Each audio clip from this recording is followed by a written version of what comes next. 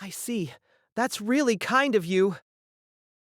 The days she had spent together with Puck, living in that frozen forest, that was time truly and literally spent alone with the spirit, among the ice statues who had once been like family. Even just picturing it in his mind, it was a forlorn, lonely scene.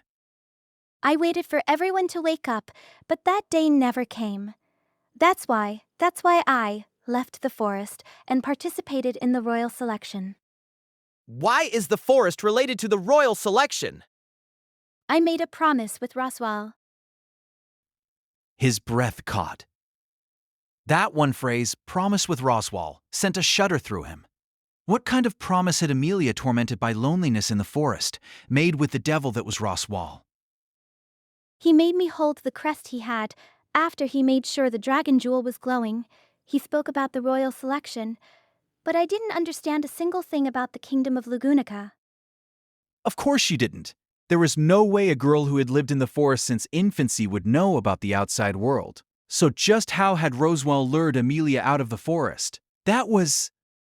To me, who understood nothing, Roswal said this. If you are able to gain the throne, surely your wish to melt the forest ice shall be granted.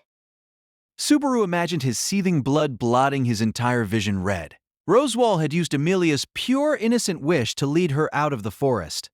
That Amelia held the qualifications to join the royal selection was probably written in the Book of Knowledge, not because he held any hopes for Amelia, but merely so that he might add the strongest card fated to appear under Amelia, a card named Subaru Natsuki, to his own deck. If he were honest, it made him loathe the idea of keeping Roswell in Amelia's party once all the issues were taken care of. Subaru, do you think less of me? Huh? Why would I? As soot-black anger burned in Subaru's chest, Amelia, her face still buried against it, posed that delicate question. All the other candidates, they're participating in the royal selection with all kinds of wonderful goals, but my reason is really, really personal. So that's what you meant by your own selfish reason, huh? After parting ways, right after the opening speech, when Subaru was reunited with her and conveyed his feelings for her, he firmly recalled that Amelia, spilling out her words while bewildered by his goodwill, stated that her reason for aiming for the throne was very selfish. Perhaps it really was a wish that did not consider the future of the kingdom or the welfare of all its citizens. However, it served as no more than the trigger. Her wish was her starting point, but that was no reason to belittle it. There's nothing wrong with your motive of wanting to save your family and the people precious to you. Saving people isn't any less legitimate just because it's the few and not the many. Besides, that's not the only thing care about, right? Whatever the initial reason for leaving the forest might have been, Amelia undoubtedly changed in the days that followed. Had she not, she would never have been able to speak her wish so boldly at the meeting place of the royal selection. She had said she wanted to be seen with fairness, with equality. That was something Amelia had surely gained in the outside world. Yeah, I'm really grateful. Still resting her head against Subaru's chest, Amelia nodded several times as she spoke. As he felt her squirmy movements, Subaru was pensive as to whether he'd been able to support her as intended, even just a little. But infusing his hand with his undiminished love, he continued gently stroking Amelia's head. Amelia? Just how long had he been doing that? Midway through their wordless embrace, Subaru called out Amelia's name. Exhausted, she made no reply. Instead, he heard faint sounds of sleep. Given her mental fatigue, it was only natural Amelia had quickly fallen asleep the moment she found even a tiny measure of peace. Seeing that her face bore the hallmarks not of nightmares but of sleep to recover from fatigue, Subaru sighed. Thinking back to the night of the trial, he should have asked her about her past in more detail. However, in the end, Subaru had not. That was not because she had been tormented by nightmares, and though it was partly to let Amelia rest when she had been worn down mentally and physically, it was not just that, either. The biggest reason was something else. Clearly, something strange was affecting Amelia. Amelia had revealed to Subaru her birthplace and her reason for participating in the royal selection. The decision to do so must have required a fair bit of courage, but her memories related to the actual trial had lost their vibrancy. It showed on her face that she didn't want to talk about it, but that wasn't the only reason. She had gaps in her memories. The trial had likely shown Amelia happenings from 100 years prior, before the forest was frozen. And yet, she did not properly carry those memories with her. She was stumbling, and she did not even know why. Truly, it was just like Ram had told him. Properly speaking, she could not recall the memories that were causing her to stumble, and this was fatal to her efforts. If things proceeded like every time before, Amelia would challenge the trial in a fresh state each night. It would be as if Subaru didn't retain his memories after a return by death and only knew of the events in the current instance of a loop. He would be able neither to reflect upon nor improve on his prior efforts. It made perfect sense why she kept failing. If this was a trap Echidna had set up, it was the worst kind possible. But She's not the type to watch and laugh as you challenge an absolutely insurmountable wall, is she? Echidna's rotten personality was an established fact, but he trusted in the fact that there was a certain aesthetic to her wickedness, that which would never establish a trial that could not be overcome. In that, the malicious witch no doubt put on airs of godhood.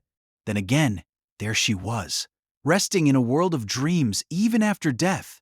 Maybe her power really did rival those of a god. Even if you are some deity, I'm not praying to you. If I'm gonna pray, I'll pray to my own goddesses. But at the moment, both of Subaru's goddesses had their hands full. That left Subaru to put his meager brain to use in both their steads. If Amelia has no means to search her own memories, then… Laying the audibly sleeping Amelia upon the bed, Subaru looked inward in search of an answer. Had something in the past broken Amelia's spirit when she took the trial? The question made him recall the completely similar thoughts he'd had toward a different individual. A scant few hours before, Garfield was haunted in the same way Amelia was. If there was a difference, it was that Subaru couldn't ask someone who had the means to know his past. Wait! Having thought it through that far, Subaru's brain came to a halt. Subaru had contacted Ryuzu in order to learn of Garfield's past. It had resulted in a failure that took a wholly unexpected form, but the idea itself continued to have merit. And since he was facing a similar situation in Amelia's case, couldn't he try to adopt the same approach there as well? Even if Amelia herself doesn't remember, if I ask someone who does know… There were precious few who could possibly know what had happened in the Great Elior Forest. The first was Rosewall, but their hostile relationship made getting an answer out of him rather difficult. Even where Ram was concerned, he couldn't expect her to know all the fine details. Given her position, just approaching her was difficult. But there was one person, or rather one creature who did. Puck. Surely Puck, Amelia's contracted spirit professed as her only family, that little cat who'd been present when Amelia woke from the ice, would know the circumstances. The problem was that, at present, there was no way to contact the spirit, since several days before traveling to the sanctuary, Puck had neither shown himself nor answered Amelia's calls. Puck's absence weighed heavily on Amelia's mind. Even setting that aside, it was necessary for Subaru to speak with Puck personally. Think, damn it! Covering his face with his palms, Subaru desperately searched for a way. He wasn't responding to Amelia's call. It was meaningless to attempt to set Puck in motion through any normal means as a spirit mage. Therefore, he needed some other way to forcibly wake up Puck. He dug through all his memories of Puck to date. They included his first meeting with Amelia in the capital, their reunion and fighting side by side at the loot cellar, the repeated exchanges of words between them during the mansion loop, and the times, after the start of the royal selection, when Puck had even taken his life. How many times was it that you killed me? Murmuring to himself alone, he was referring to fact that Puck had been the cause of return by death more than once. Subaru was not rekindling his grudge. He was purely confirming to himself what had happened, and how deeply their fates were connected. 3 times, an angry Puck had taken Subaru's life, and in each of those cases, Subaru's breath caught, arriving at the possibility as he looked down at Amelia's sleeping face. Amelia was peacefully sleeping, too deeply to dream. There was nothing more Subaru could offer her than that tiny measure of peace. Or so he had thought. Sorry, Amelia. With that brief apology to her sleeping face, Subaru drew close to Amelia. Then he put both hands on her slender neck. Feeling her smooth skin on his fingertips, Subaru felt like he couldn't breathe. His heartbeats were so noisy. Sensing the fierce flow of blood with his eardrums, Subaru followed where that possibility led. If Subaru's expectations were correct, this would summon Puck. All he had to do was put strength into his fingers. As if I ever could. Immediately after, Subaru seemed to be enduring pain as he wrung out his voice. The sensation was real. Feeling the sharp sting of clamping his molars together, Subaru breathed raggedly as he backed off. The palms of both of Subaru's hands were covered in white frost. His hands burned like they had been immersed in a bucket of hot water. But in reality, the effect was the polar opposite. This was not agony from an excess of heat, but a biting ache from overwhelming cold. And the one who had made it happen was... You knew what I was aiming for, so you didn't need to go that far. Damn it! I wonder. There's no guarantee that a certain mix of love and hate wouldn't result in harm to Leah, is there? And your love runs deep, Subaru. Hey, how did you know about my daycare teacher's reply to the love letter I wrote her in kindergarten? It really is scary to leave Leah by your side. Should I erase you, maybe? Don't casually use the word erase, geez. Besides, Waving both his aching hands, Subaru trained his gaze directly before him in resentment. His gaze arrived at Amelia's neck, or rather at the green crystal hanging from it. The crystal was giving off a faint, pale light. The voice reaching Subaru was most certainly coming from it. Though, just as before, there was no tangible sight of him, for he had not materialized.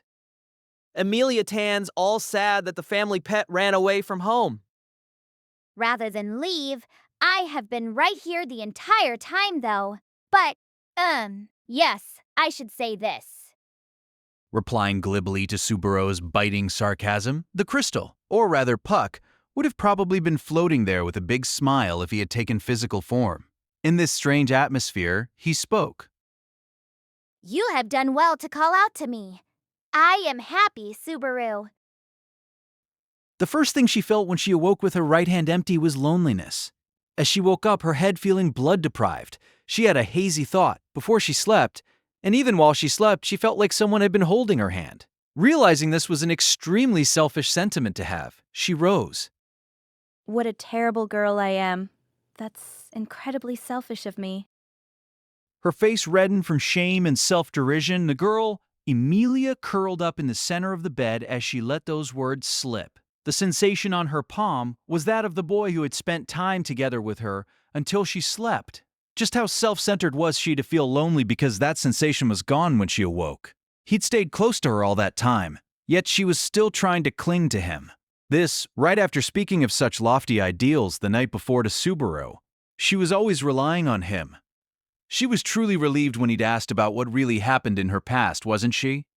Once again, she harbored the selfish hope that someone would come save her while she did nothing.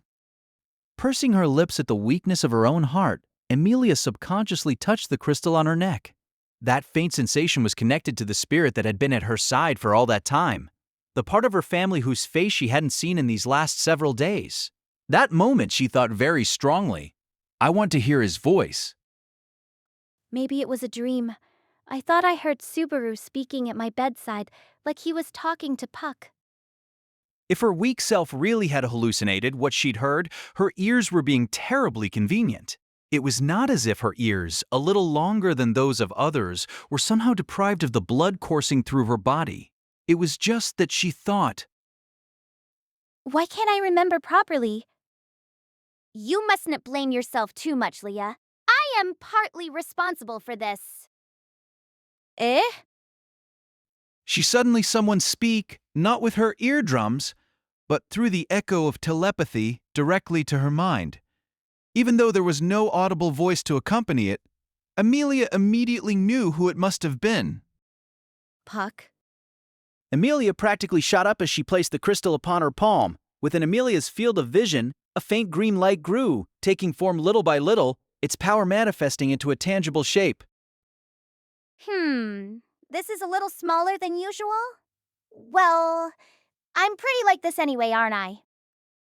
Speaking in high spirits, a gray-colored cat twirled around on top of Amelia's palm with a long tail, round eyes, and a pink nose. This was the adorable spirit, Puck.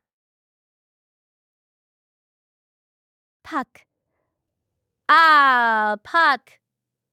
Ah. Puck. Ayo, Leah. It's been a while, huh? I forced myself out so we could have a little family discussion. Family. Discussion. Their reunion after several days spawned joy, surprise, and a little bit of anger in Amelia's heart.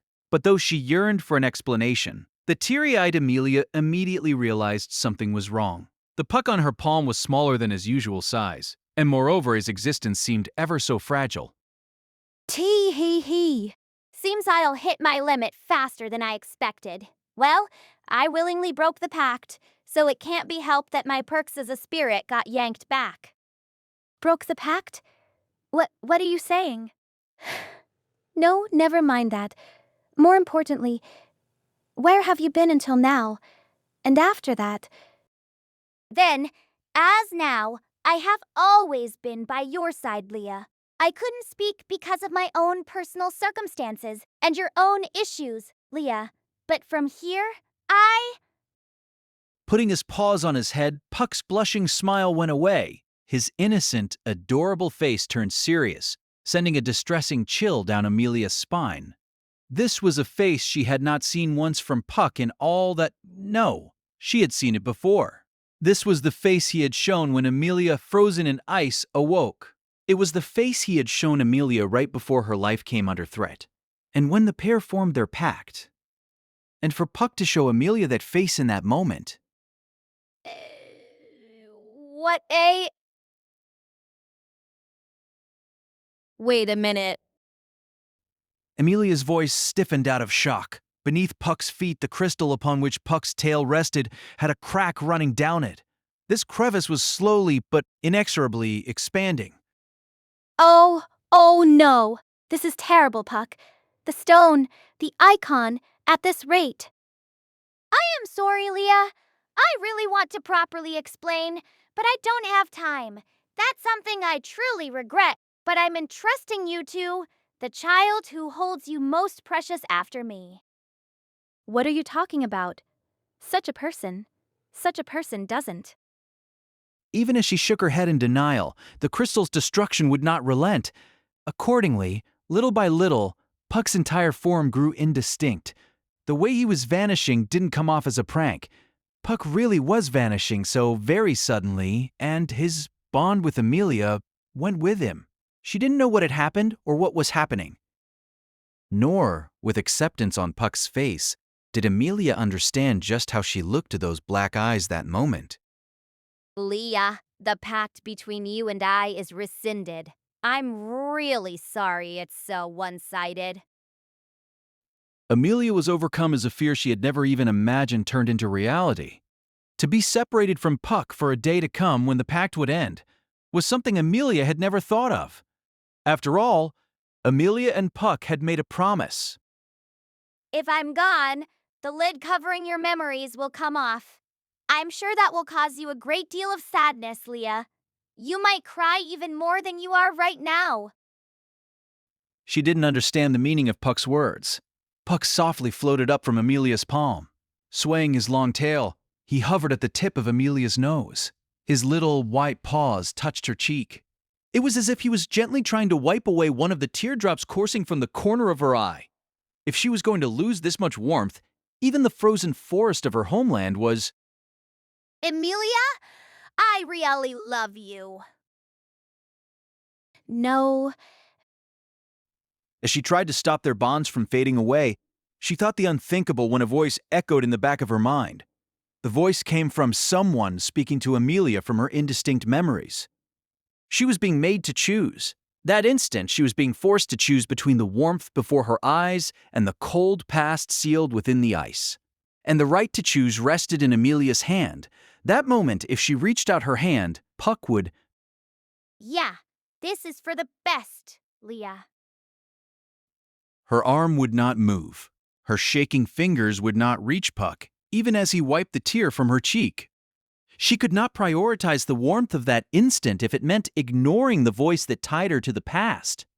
She had spent time together with Puck in the forest, watching over her neighbors, who had been frozen into ice statues, day after day.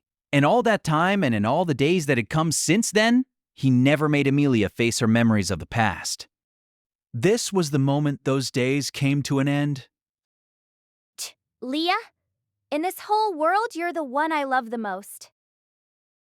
They were the words with which in the past he had conveyed his affection, and so too his love. Instantly, the little cat's contours became a phosphorescent green, scattering as he seemed to melt into thin air. The crystal on her palm was split into two. Already it had completely lost its light. There was no room for doubt. The crystal had split. Puck was gone, and the pact between them had been undone. She felt no connection. The connection that she could always feel was gone, almost as if it were a dream. But it's not a dream. Training her fingers upon her own cheek, Amelia pinched herself. It hurt. She didn't wake up. She had been left behind in a silent room. She released her cheek, her fingers covering her own face. She raised her head toward the heavens, almost so none might see it. But such concern was unnecessary. There was no one by her side. Only her quivering voice filled the air. Puck, Daddy, you liar. The first thing he felt when he awoke was irritation toward the hollow, empty feeling inside his chest. Check. Clicking his tongue, he sat up, violently clawing at the short blonde hair on his head. He was not the sort to wake up badly, but the nightmare had been bad. This, and everything else, was doubtlessly the fault of those uninvited guests who had disturbed the peace of the sanctuary. Young Gar, are you awake? Then, as he sat cross-legged on the bedding with a curled back in a foul mood, a familiar voice addressed him. When he turned, she was visible at the back of the small, crude cabin and was wearing a white poncho. Shima, his grandmother. Garfield, his cheeks twisting at the sight of her, slowly rose from the bed. Sorry, dozed off there. Nothing happened while I was asleep? You worry too much over a few short hours. You'll lose your hair at an early age at this rate. I ain't the type to strain or get too tense or nothing, but this is rattling even me. Old hag. I mean, I heard straight from you that the guy with the stupid smile on his face is dripping with miasma. Garfield replied to his grandmother's teasing tone with a dead serious voice. Lowering the corners of her eyebrows at the sight, Shima said in an apologetic tone, "Sorry."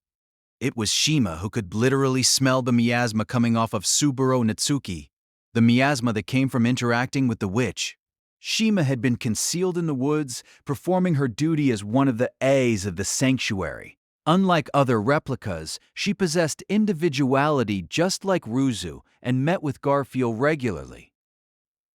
He had first heard that someone tainted with powerful miasma was mixed in with Amelia's party on the first night of the trial following their arrival. Ever since, Garfield's eyes bore a glint of wariness and enmity towards Subaru and those with him. No matter who it was, he would not forgive anyone who brought calamity to those sanctuary. However, I have spoken of it already, but that boy, young Su, does not appear to bear any relation to the witch. Besides, from what I have heard, there are much larger concerns. Much larger concerns the princess then. Ya heard something? Shima's assertion made Garfield twist his neck and look outside the window, up into the darkened nighttime sky. Properly speaking, Garfield had no time to be catching a nap at a time like this. With Amelia having entered the sanctuary, he was supposed to be one of the observers for her trial at the tomb each night. But there would be no such trial that night. The schedule had suddenly been changed, and the reason for that was... So the spirit mage lost her spirit. No good to us while she's in a panic, huh? Garfield clacked his fangs, sighing deeply at the reason behind why the challenge of the tomb was being put off. Do not say that. You should have compassion where someone's mental foundation is concerned. Young Gar, you would cry like a baby if I were gone, would you not? I would not. I'm not a little kid. I wouldn't cry. I wouldn't. but I ran my mouth without thinking. thought Garfield, lowering his eyes. He did not care for the gentle eyes with which Shima gazed toward him. Ha! He snorted, standing fully. Young Gar. Nothing's gonna happen tonight. Me, I'm gonna go check things out. Get some sleep, you old bag o' bones. Stay up late, Rudykin, to regret his short legs and all. And yet, it seems to me it is you who should not be up late, young Gar. Shima saw Garfield off with a pained smile as he left the cabin. He hated being treated like a child, but his grandmother, only Shima and Ryuzu was special. In terms of outward appearance, they were peas from the same pod, and they behaved nearly identically. Even so, Garfield firmly separated Shima from Ryuzu as an altogether different person. He considered the empty replicas to be different beings as well. As an apostle of greed, he had the right to issue commands to the replicas. He felt no pangs of guilt from employing that right to make the replicas do as he told them. They looked the same, but they were different. He considered Ryuzu and Shima to be his grandmother, while the other replicas were nothing more than dolls. This was a firmly held thought inside Garfield. He told himself that one's true nature was on the inside. He told himself that this was the truth. That was why, when he spotted Ram leisurely loitering in the middle of the night, Garfield's heart beat fast. As far as Garfield knew, it was she who had the most beautiful core of all. Hey, Ram. It's dangerous, going for a nighttime stroll at an hour like this. I suppose so. There are many dangerous nocturnal beasts roaming about, such as Barusu or Garf. What a sharp-tongued girl. That's good about you, but When Garfield called out to her, Ram, enveloped by the moonlight, turned around and narrowed her eyes. The place they met was the path leading from Shima's cabin, which was concealed in the forest, back to the settlement. Normally, there ought to have been no reason for her to be in the area, so of course it was unnatural for him to run into Ron here. Out for a stroll. After all, Barusu should be right at Lady Amelia's side right about now. all right to leave her to him? Isn't taking care of her part of your job, Ram? A job consisting only of holding her hand on a night of worry is something even Barusu can handle. Besides, he wants to do it, so I push the responsibility onto him. Win. Is there a problem? With her facial features composed, Ram boldly shrugged her shoulders. Unable to summon a retort to her gesture, Garfield copied her and shrugged his shoulders too. Amelia had lost her spirit, the center of her mental support. Staying by her side was the black-haired boy with the witch's miasma hovering about him. It certainly did not give him a good impression of either, but Looks like this ain't gonna work out, huh? judging from the abandoned trial and from her state the night before, Garfield didn't think Amelia could overcome the trial. He sympathized with the sight of her breaking into tears, crushed by her past. Of course she had failed. The past was something you regretted, but could not change. There was no way to win against regret. Ram, do you have any regrets? Why, all of a sudden? Abruptly, Garfield put into words something heavy that rested inside him. That hateful trial was a collection of malice that made you vividly relieve the regrets that haunted your heart. But would that even work on someone who had no regrets? Maybe it wouldn't work on someone who had no regrets. Maybe it wouldn't work on R. Of course, even I have my regrets. You regret something? What do you regret? I regret having to stand here answering Garf's trivial questions. In addition, my shoes have become dirty from entering the forest. This too, I regret. Letting out a sigh, Ram patted her chest as she lamented such things. This left Garfield gawking at her, but he soon accepted a fact. She really didn't have any meaningful regrets. Her lack of regrets made Ram pretty. This, her typical strength, was what charmed him. Something is missing. I am unsure of just what, but perhaps that would constitute a qualm. Nothing at all. More importantly, walk me back. Or do you intend to make me travel this path at night alone? Declining to touch upon what he had heard her murmur, Ram immediately began walking toward the settlement. It was extremely self-centered behavior, but Garfield walked after her without a single word of complaint. Along the way, for a single moment, his thoughts lingered on Shima, left back at the cabin. But Ram's unhesitant gait spurred him onward. There was nothing going on that night. He was certain this quiet night over the sanctuary would continue, unchanged. Amelia, are you really all right? It might be better to let all the hard stuff... Meh. It's fine. Really, I'm all right. With Subaru gloomily sitting in a chair at her bedside, Amelia shook her head. She smiled to try to put him at ease, but her trembling lips failed her. The sight made Subaru's face cloud over even more. It had been half a day since the crystal had cracked and Puck had vanished, his pact vanishing with him. When she touched her neck, her attachment to the cracked crystal remained. Though it had completely lost its warmth, and her fingertips only drove the loss home, she could not part with it even so. I'm sorry. I keep apologizing like that, don't I? But I'm sorry, even though I really have to take the trial tonight, too. She ought to have hardened her resolve, determined to make up for the prior night's failure at the trial. Of course, being unable to make up for that or even challenge it whatsoever was disheartening to her. However, as Amelia apologized, Subaru said, "It's all right," gently smiling at her. No big deal. It's not like any of this is your fault, Amelia. The fault's with the guy who decided... Anyway, you need to take it easy on yourself. If there's anything I can do, my hands aren't very big, but I'll lend you anything I can. Hesitant to touch her wounds. That was how Subaru showed his consideration. Accepting this, Amelia sat on the bed as she lowered her eyes, making a little in her throat. It had been several hours since Amelia had lost her pact with Puck and was left alone before Subaru realized something was wrong. And during that time, over and over, Amelia had gone over her conversation with Puck before he had vanished. It's been a while, he had said, yet the final conversation exchanged between them had not lasted all that long. Even so, the anguish of remembering the moment of their parting ways throbbed in her chest time and time again. That was not all, for the memories she had touched upon displayed scenes unfamiliar to her. She heard a voice, a gentle voice, a soft voice. A voice full of love was calling Amelia's name. This was... Amelia, you really are tired, aren't you?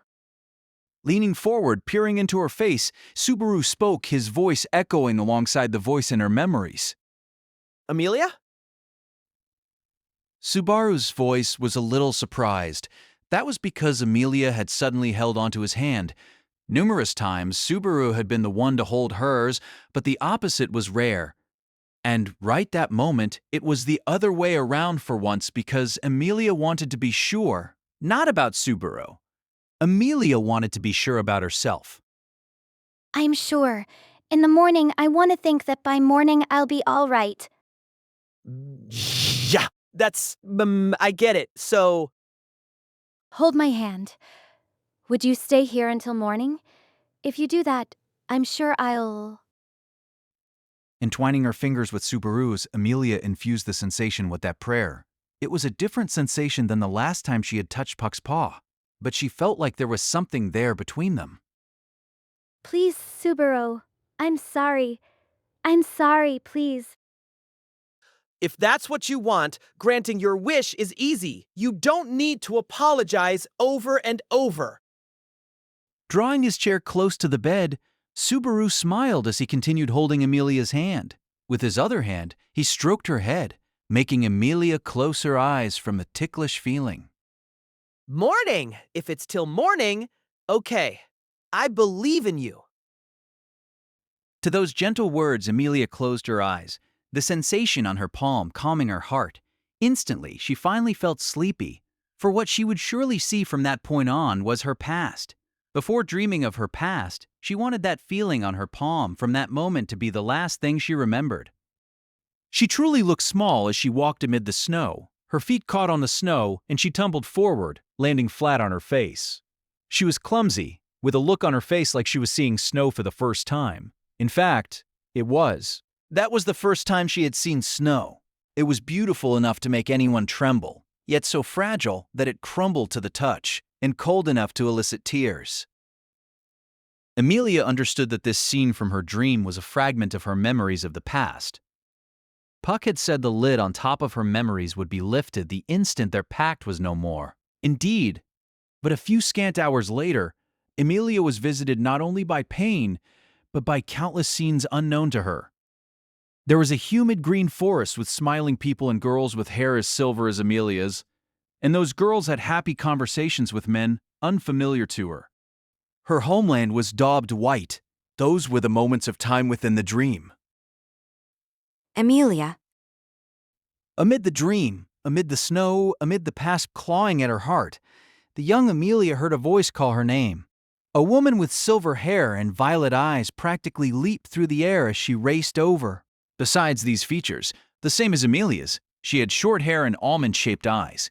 The sight made her heart powerfully, audibly creak. I'm sorry, Amelia. I'm sorry. I never taught you any of the important things. I hid everything from you. I just wanted our princess to be happy. Please forgive us. Forgive me. The woman embraced the young Amelia tightly, pleading to her in an earnest voice. I love you. I wanted to protect you. I spoke white lies so that no one would hate you. She desperately pleaded, but the young Amelia of the past shook her head from side to side. She rejected the desperate plea. The woman loved her and wanted to protect her. Yet she had spoken lies to avert hatred. Amelia hated lies. She detested lies. Lies brought nothing but sadness. Lies left Amelia alone. Lies ruined anything and everything. That was why she hated lies. Amelia, I really love you. This, too, was a lie. All of it was a lie. Lie. Lie. It was a lie. It was a lie. Not that she wanted to believe that everything had been a lie. Mommy Fortuna, you liar. Opening her eyes, Amelia spoke those words to the lovely woman seared into her memories. Puck, you liar. Touching the split crystal with her left hand, Amelia spoke those words to the spirit who had rescinded the pact made with Amelia. And then, Subaru, you liar. staring at her empty right hand, Amelia spoke toward the boy who had made a promise to her before she slept. She spoke to the boy not there. Liar.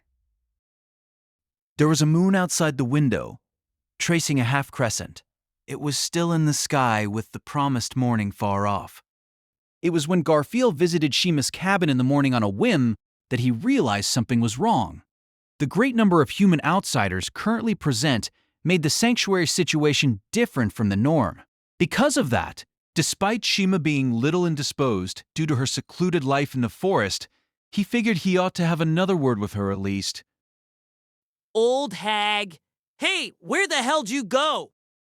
When he looked around the cabin interior, Garfield twisted his neck, for Shima was absent. It was very early in the morning, but the bedding had already lost its warmth. There was no mistaking that she had left at quite an early hour. Since going out on a stroll at a rather odd hour ran a high risk of strangers spotting her, Garfield was internally conflicted. He didn't want to restrict his grandmother's movements. He didn't want to, but Right now, there's Rosewall and the miasma bastard here. touching the white scar on his forehead, Garfield twisted his cheeks. Touching his scar when he was thinking about something was akin to a force of habit. He'd borne the scar ever since the moment he entered the tomb in his youth. He behaved like an idiot who did not know fear, but that memory was of the single most foolish thing he'd done. Haunted by the presence of the scar, he touched it to make himself remember to regret and reflect. Hence, it had become a habit. A stroll, huh? Days sure get long when you get old. Maybe I should pour some tea, Nate. Wait. Spotting the teacup placed on the table, Garfield felt a sense of thirst rising in his throat. Where are those tea leaves, he thought, but something struck him as wrong. There were 2 teacups on the table. Garfield hadn't had any tea when he'd been there the night before. The sense that something was wrong made Garfield put his nose to work, practically shooting out the cabin as he rushed outside. There were no footprints remaining on the forest floor. There was virtually no trace of Shima's replica scent either. If it was nothing, fine. But if it was something, almost flying as you raced through the forest, Garfield made a beeline back toward the settlement. There were two potential destinations: the cathedral, to which the outsiders had been exiled, or perhaps... Chick, like there's any doubt. Garfield clacked his fangs as his feet carried him straight toward the back of the settlement. Then, just as his destination was coming into sight, Garfield raised his voice in a hey. Garfield? With a pale face, it was none other than Subaru who turned around. There were two others at his side, Ram and that third-rate guy whose name he didn't remember. The trio was standing in front of an empty house, the house currently being used as Amelia's place to rest. The hell are all of you doing out? Hey, do you know where the heck Amelia is? The hell? Garfield, all worked up trying to find Shima, was about to ask if they had any idea where she was when Subaru's words took him by surprise. This instantly left him at a loss. Garfield's reaction brought an irritated look over Subaru's face. What gives? Do you know where? You didn't abduct her, did you? Don't talk stupid. Why'd I go abducting the princess? What's going on? Lady Amelia has gone missing. It happened this morning, right under our noses. In place of the uneasy-looking Subaru, it was Ram who laid bare the circumstances. But the explanation did not induce Garfield to close his mouth. Amelia was missing. That made two people missing. It seems Mr. Natsuki was holding her hand during the night. When morning came, Mr. Natsuki apparently went to switch with Miss Ram so that she might get a change of clothes. Well, that's your mistake, ain't it? When Third Rate added more detail, Garfield let that comment slip. Subaru hung his head with a pathetic look on his face. To be blunt, Garfield had suspected it might all be some kind of scheme, but he didn't think Subaru being shaken by Amelia's absence was a ruse. Who could put on an act with a face that pathetic? If that was so, Shima and Amelia both being missing made this an emergency situation. No choice, thought Garfield as he took the blue crystal in his loincloth into his hand. He didn't want to employ his rights as an apostle of greed, but if there was ever a time to use the replica's power, this was it. He just needed to mentally order them. Order them to search for Shima, and next Amelia. For 1 second, he was tempted to order Shima to come to his side. But Garfield forced the notion back down, throwing that option away. He didn't use his rights on Ryuzu or Shima. That was the moral code Garfield had to protect at all costs. So what? You looking for her with other people? We only just found out. We're gonna ask the people from Earlham Village to... You do whatever you want. Me, I'll do it my way. Ram! If they had their own ideas, he wouldn't object. When Garfield called her name, Ram nodded deeply, seemingly guessing what he had in mind. Surely she could make use of everyone in the sanctuary, native and stranger alike. Garfield would leave the matter of Amelia in their hands, for he had to search for Shima himself. He would not divulge Shima's existence to Ram or the others. It was a secret of the sanctuary, after all. If you find something out, let me know. And don't do anything stupid, you hear? Driving that one thing home, Garfield kicked the ground, leaving Ram and the others behind. Activating his explosive leaping strength, he made a full turn, this time racing back to the forest in one go. He'd rendezvous with a number of the replicas, leading them in an organized search. As he resolved upon this, Damn it all! What the hell's going on here? he couldn't get the others to search for Shima. Even the residents of the sanctuary did not know of her existence. Ryuzu's was the exception, but Ryuzu and Shima, he thought it would be cruel to make his two grandmothers meet each other. He hadn't heard the particulars of the situation. But the gist was that Shima had once been Ryuzu, but had stopped being Ryuzu somewhere along the line. Given the sad way she talked it, he didn't need to hear anymore. All Garfield needed to do was keep it to himself. That would protect the secret. In that moment, it was for that sake, for the sake of secrets, for the sake of the sanctuary, that Garfield ran. This is wiping the sweat on his brow. Garfield grimaced at the disagreeable scent. Garfield did not like this place. Better put, he hated it. The pungent scent hovering in its environs was akin to a mortal enemy to his sensitive nose. But the largest reason was the purpose of the facility's existence. the Ryuzu Meyer Replication Facility. That was the white building's role. Why would the old hag come here? She hates this place as much as I do, damn it. Muttering curses as he entered the building, Garfield squinted in its dimly lit interior. Garfield had met with the replicas at Shima's cabin to receive their reports as eyes. The replicas lurking in every corner of the forest bore the duty of being eyes, observing the sanctuary to find intruders from the outside or anomalies that might occur within. When he made proactive use of his rights as an apostle of greed, it was usually for that. Ryuzu and Shima laughed it off, but in actuality, the eyes had been very useful. On the first day that Subaru and the others had visited the sanctuary, it was thanks to them that he'd been able to capture the group so quickly after they'd crossed the barrier. Finding out that Shima was at the facility right then was another result of their work. The eyes had not spotted Shima, but that meant by implication that Shima had gone to a place where no replica was on duty. That strongly pointed to the facility and its surroundings. Of course, he'd made the replicas continue the search, but it's open, so this is the place. Having arrived at the spacious room in the back of the facility, Garfield clicked his tongue in certainty. At the tip of his gaze was where a white wall ought to have been, but the entrance to the hidden room behind it was wide open.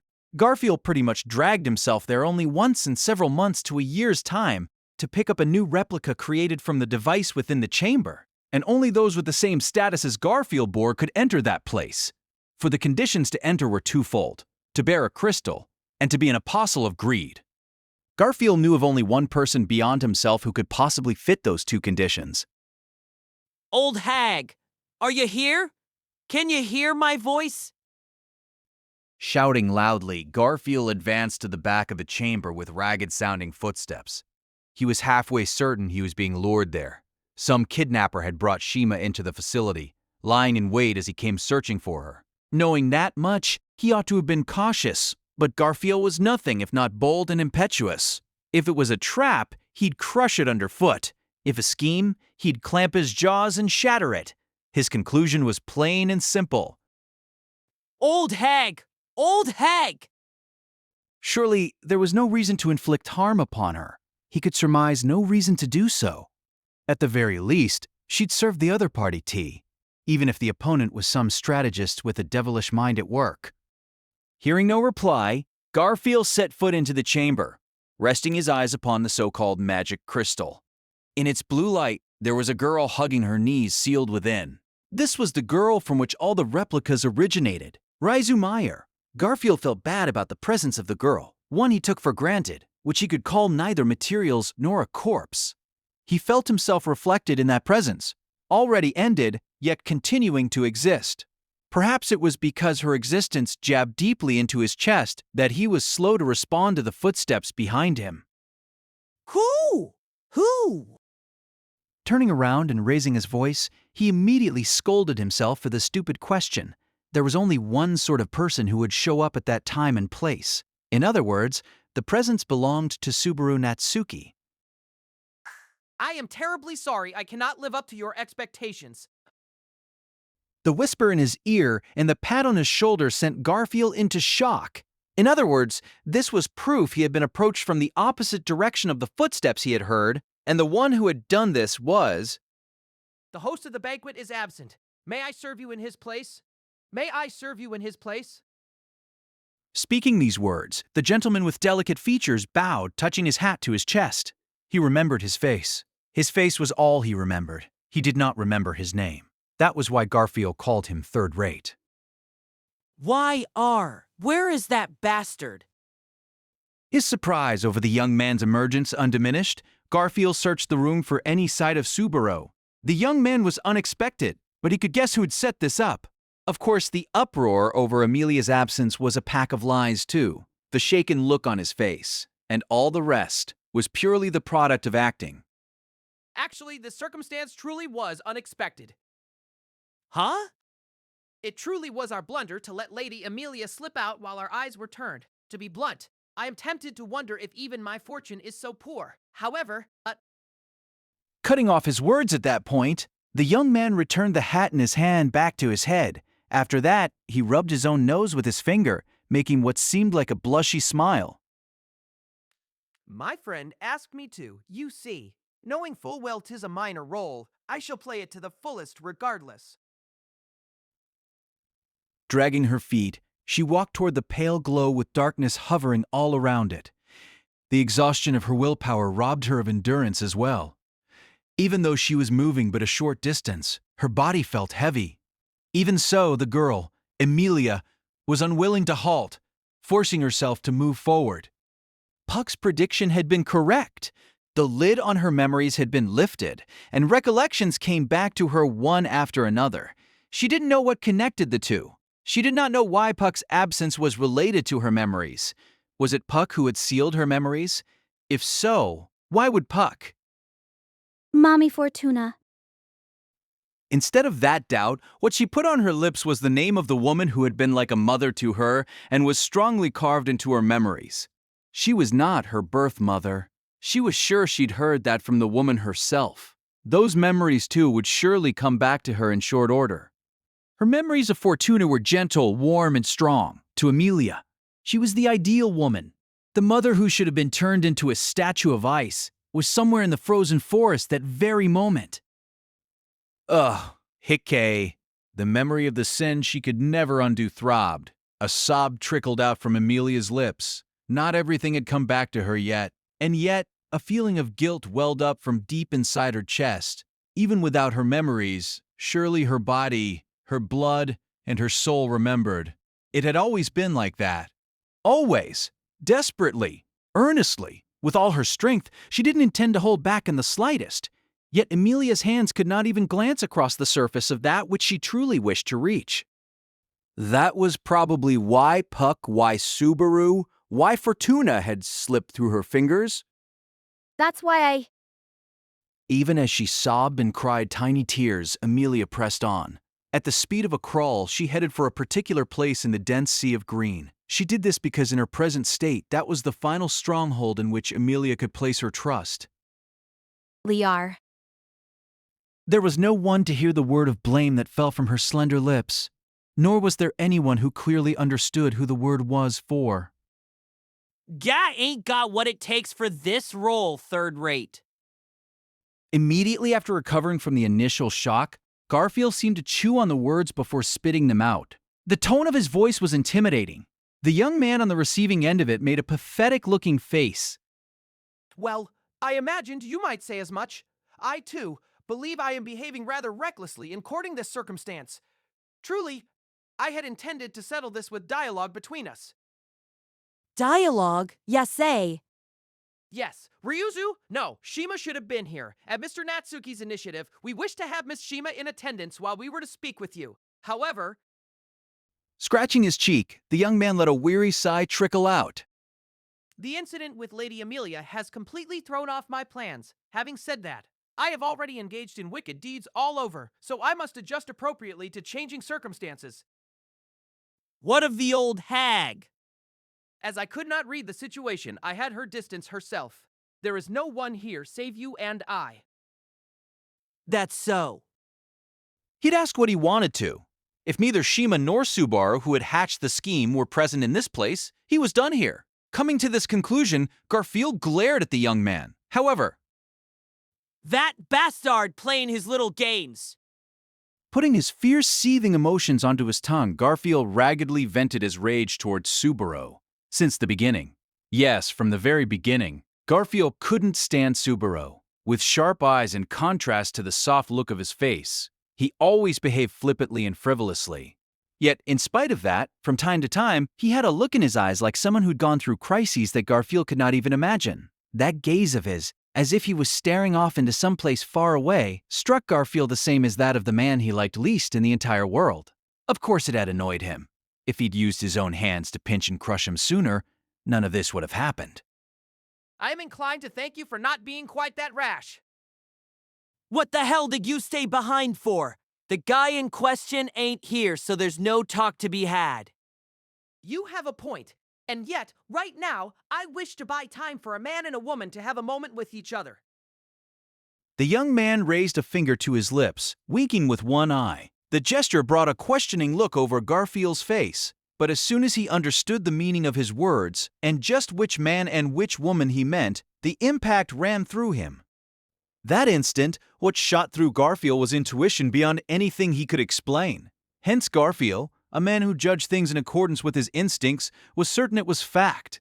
That moment, Subaru was searching for the supposedly missing Amelia so that he might meet with her. Meet her? And do what? What could that man qualified to be an apostle of greed do? Oh my, I cannot let you go as you please. I told you, did I not? However minor, I have a role I must play. I feel obligated to warn you, I may not be much for direct combat, but I have a bounty of tricks up my sleeve. For instance, employing water and wind magic to cast the sound of my footsteps into the distance. Yeah, here's what I gotta say. Third rate. When Garfield turned, seemingly intent on leaving the hidden chamber, the young man stood to bar his path, and as that young man attempted to recite some list, Garfield said it in one brief sentence, and one alone. Ya ain't got what it takes for this role. Ugh. The blow to his solar plexus elicited a trickling moan from the young man as he proceeded to crumple. He swooned, spewing the contents of his stomach. The punch had avoided his vitals. That was Garfield's show of mercy and restraint. That's payback for the little trick with the footsteps earlier. See ya. Leaving the fallen young man those words, Garfield hurried, racing out of the facility. He had to return to the sanctuary. No, it wasn't the sanctuary he needed to head for. It was the tomb. He knew intuitively. Garfield trusted his intuition, that letting Subaru and Amelia meet and giving them time to exchange words would bring a bad situation forth. Besides, Garfield sympathized with Amelia. He pitied her. His memory of Amelia looking heartbroken, the cruelty of the trial pounded into her, was still fresh. Garfield had tasted the same fear himself long ago. They were similar. Even setting aside the blood that flowed through their veins, of course he'd harbor empathy for her. That was why Garfield thought he shouldn't let Subaru meet Amelia. It had nothing to do with their fondness and attraction for each other. If you challenged the past, you got hurt. He'd put a stop to that. The replicas! Thought that, in the time between leaving the temple and returning to the settlement, he ought to give urgent commands for the replicas to search for Subaru and Amelia. Shima weighed on his mind, but at this moment in time, the other two came first. In particular, he needed to mercilessly twist Subaru to the ground by force even if he needed to use the replicas to do it. With that thought, he rummaged through his pocket, and it was then that Garfield realized that the crystal wasn't there. The instant he realized it, the blood drained from his face. He kicked a tree to kill the momentum of his sprint. He searched inside his loincloth once more. However, the crystal was not there either. There was no way he'd have dropped something so precious. After all, to Garfield, it was part of a memory he could not afford to lose. That third-rate bastard! Garfield howled as his guest set his thought process ablaze. In the hidden chamber, he'd deliberately thrown the sound of his footsteps with the aim of getting close. The various exaggerated gestures were all distractions, so that Garfield would not notice third-rate pickpocketing his crystal. Garfield hesitated for a moment, but then he immediately cast it aside, turning back toward the facility. It was not that he was afraid of being unable to give commands to the replicas. In the end, the crystal was a tool. All he needed to make a new one was to break a piece off of the magic crystal sealing Ryuzu Meyer within. Objectively speaking, there was no reason to be nervous. But to Garfield, it was not so. To Garfield, and to one other. Third rate! He returned to the facility with enough force to break through a solid wall. But there was no sign of the man he had punched in the gut, the man who ought to have been lying there. He realized that the swooning had been an act as well. He'd been had. Garfield had been completely, utterly ensnared and was still being toyed with that very instant. He raced out of the facility, whipping his head all around. His nose wasn't working. It was useless. The foul odor of the place violated his nostrils, rendering them unusable. He squinted, acting like a beast in search of even the slightest change around him. Casting all dignity aside, he went down on all fours and crawled. Footprints. Footprints from leather boots. These he followed. Ferociously breaking through the forest, he trampled all manner of foliage, eyes bloodshot as he pursued traces of leather. Finally, I found ya! Don't you dare think about getting away from me! leaping, Garfield twisted in midair, throwing up dust as he landed. His eyes were trained upon a gap in the tree standing straight before him. He'd caught sight of the young man in question. From the nimble way he fled, the earlier punch had taken little out of him. You con artist! Calling me a con artist is quite offensive, Erd. No, perhaps I should puff my chest out in pride at my opponent claiming he was deceived, for such are my long-cherished goals as a merchant. Spinning worthless words, the young man calmly stood in defiance of the angry Garfield. Garfield straight out admired his nerve. He admired it, and, while admiring it, would crush it with his fangs. Give back the stone. That's my stone. I know that you stole it, you thieving bastard. Third rate. And now, thief, it is truly difficult to be appraised in line with my own ideals. I understand how Mr. Natsuki and Lady Amelia feel. I ain't asking about that, and I got no intention of playing along so you can buy time. When the young man murmured disconcertedly, Garfield glared at him, unreservedly yelling in anger. He understood. He finally understood. These were enemies, and mortal enemies at that. The more the young man before his eyes and Subaru made Garfield talk, the more these mortal enemies backed him into a corner. Just as he entrusted his life to Fang and Claw, they entrusted theirs to words, tongues, and schemes. That was why he had to settle the conflict right then, right there. The sharpness of the glint in Garfield's eyes increased as he paid conscious attention to the young man's each and every word and action. In the earlier battle, all his gestures had been a trap. He could not lower his guard, not relenting for even 1 moment, 1 second. Finally, you are looking at me, Garfield. Seeing right through his hostility-filled eyes, the young man laughed. Shudder went Garfield, feeling a chill run up his spine. Why was this man laughing? Third rate, thief, all that is fine. People like me do not even enter the vision of people like you. You are prejudiced toward opponents such as Mr. Natsuki and I. That is why you never paid me any heed. He had no objection to the rambling words the young man spoke. It was all fact. Garfield had never considered the young man someone he should pay the slightest heed to, let alone be wary of him as a potential foe. And look where it got him. He'd been led by the nose, extensively toyed with, and reduced to his current state. That was why, that moment, he was being so wary, absolutely not turning his eyes away for a single instant. A merchant reads his chances for victory, acting several moves ahead. I am no exception. Huh? Huh? Last night, it was Mr. Natsuki who spoke with Miss Shima over tea. I do not know what occurred in the immediate aftermath, nor does Mr. Natsuki know of my actions, I am sure. Shaking his head side to side, Otto backed up bit by bit. Seeing this, Garfield realized he had once again been slow to decide due to indignation at what he was being told. He needed to ignore the words. The man before him was his enemy. Whatever the scheme, he simply needed to make his enemy submit. I'll deal with you here and now, and next. Yes, that. One instant, he made that assertion, stepping forward in pursuit of the young man. The next, he was assaulted by a floating feeling. His right foot plunged through the ground he'd stepped on, causing him to lose his balance. Instantly, he stretched a hand to a nearby tree. Tree trunk and all, Garfield was swallowed up by a frighteningly large cave-in. Ooh.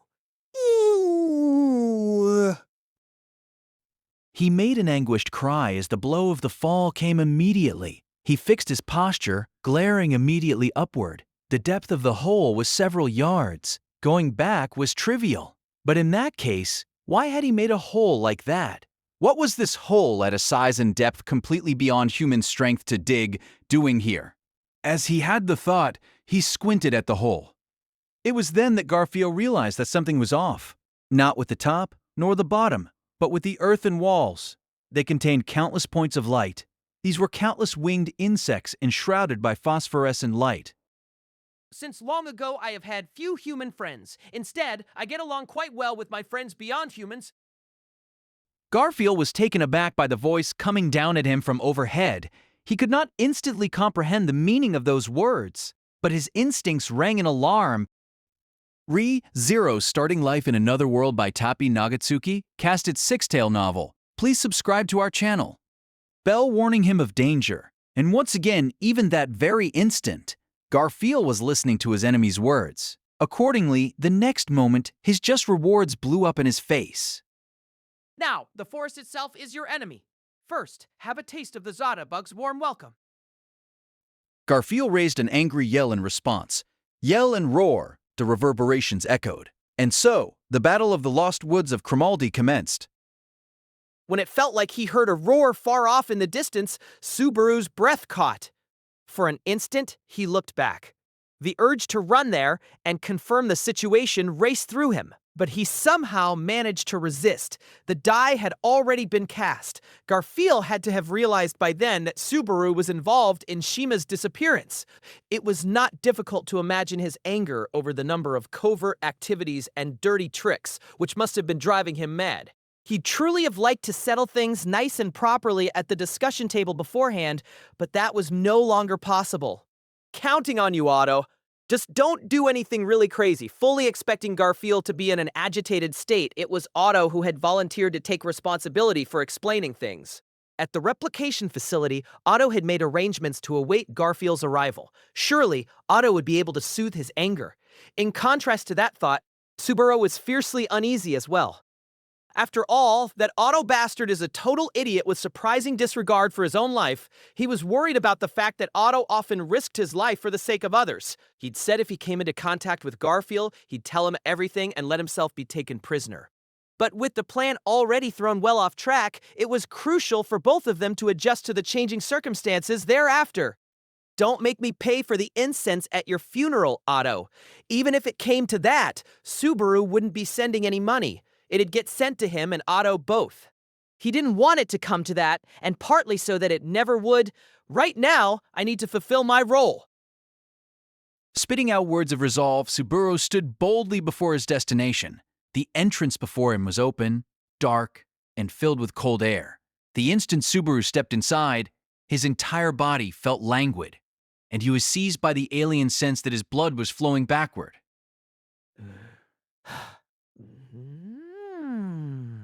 Ning! Putting a hand to his mouth, Subaru forced himself to ignore the rising sense of nausea within him as he advanced further still. His eardrums were violated by the hard echoes of shoes, sounds of his own making. The air licked at his eyeballs. Subaru put his hand to the wall, heading within as he struggled against the sense that the very world was rejecting him. Fortunately, he'd kept his stomach empty in preparation for this. He became accustomed to the feeling of his innards being wrung and forced the sensation down with willpower, lightly closing and opening his eyes as he crept forward at a turtle's pace. I'm so glad. Finally found you. After passing through a corridor that seemed to stretch for all eternity, Subaru let his shoulders drop in relief. Before his eyes, leaning against a weathered wall, there was a girl clutching her knees in the dry corridor. When the girl noticed Subaru, she opened her violet eyes in a daze. Subaru? Even though it was a faltering voice, he was satisfied, knowing she had called his name. After that, Subaru sat as well, right by the cowering girl's side. All right, Amelia Tan, let's talk, okay? To the young Otto Suwen, the world was a cradle straight out of hell. Ix ox ox. Unceasingly, 24 hours a day, Otto continued to hear incomprehensible voices. Sometimes they were weeping aloud. Sometimes they were crazed with anger. Sometimes they sounded like songs. Sometimes they sounded like death cries. Little by little, the voices forced Otto to be their audience. No matter where he was in the world, the voices would not release the young Otto from their grip. How did everyone else live while taking such a noisy world for granted? Such was the question Otto lived with in that hell, where he could not even hear the voices of the people next to him as he pleased.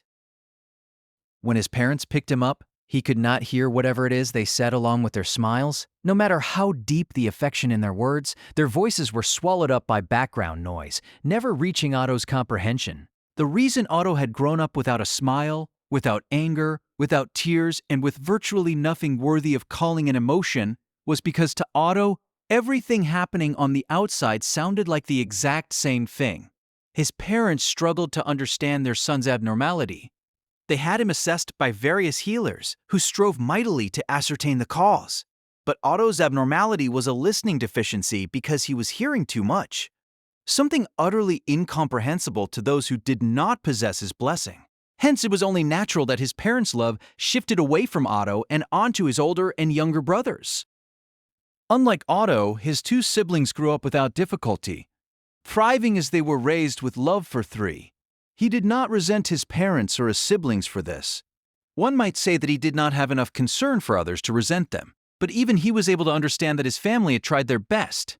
Even if he could not understand it in words, he was grateful, particularly to his older brother. If voices could not reach, perhaps he could express his thoughts through writing. Realizing this, it was his older brother who began trying to read aloud to Otto. Taught by his brother, Otto began to learn the written word. However, learning proved exceptionally difficult. After all, he could not use sound to comprehend the meaning of words. Even though Otto came to understand what individual words meant, it took 10 times longer for him to learn than for a normal child as he spent day after day facing a desk. Fortunately, this did not seem like suffering to him. Ironically, it was not because Otto was desensitized to hard work. To the young Otto, unable to live a normal life, study was a way to kill time. Thank you for everything. Otto remembered the day when his parents broke down in tears at the page upon which he'd written his clumsy words of gratitude. He couldn't claim to have understood the emotion of gratitude. It was just that he was aware he was being treated in a way he ought to be grateful for. So it was his youthful judgment to put together an obligatory display of gratitude. And yet his parents were brought to tears, their hearts shaken. What was this? Why were these two people crying? What was it they were feeling? When he raised his voice and cried, it might well have been the first time he had cried since birth. If so, to Otto, it was the cry of his second birth. It was soon after that he discovered that the hellish, incomprehensible chorus did have a rhyme and rhythm. By the time Otto became able to separate the countless noises he heard unceasingly and could completely able to isolate human words from the rest at will, Otto had greeted his 8th year of age. Otto's life was still behind that of others of his age group, but his growth after conquering his blessing dazzled the eyes. He greedily absorbed all kinds of things like how parched sand absorbed water. He soon caught up to the rest of his age group. Nay, the youthful Otto displayed talent beyond that, and he became isolated from that age group, grandly failing at human relations. Why does everyone take living in a difficult world like this for granted he'd already made up for his supposedly lagging education? However, his problem was now human relations. Otto, who lagged behind his age group in terms of growth as a person, made a string of blunders that should have played out in early childhood. And the biggest problem of all was indeed the blessing that had shadowed Otto since birth. When he reached 10 years of age, Otto realized there was a change in the voices he was consciously filtering.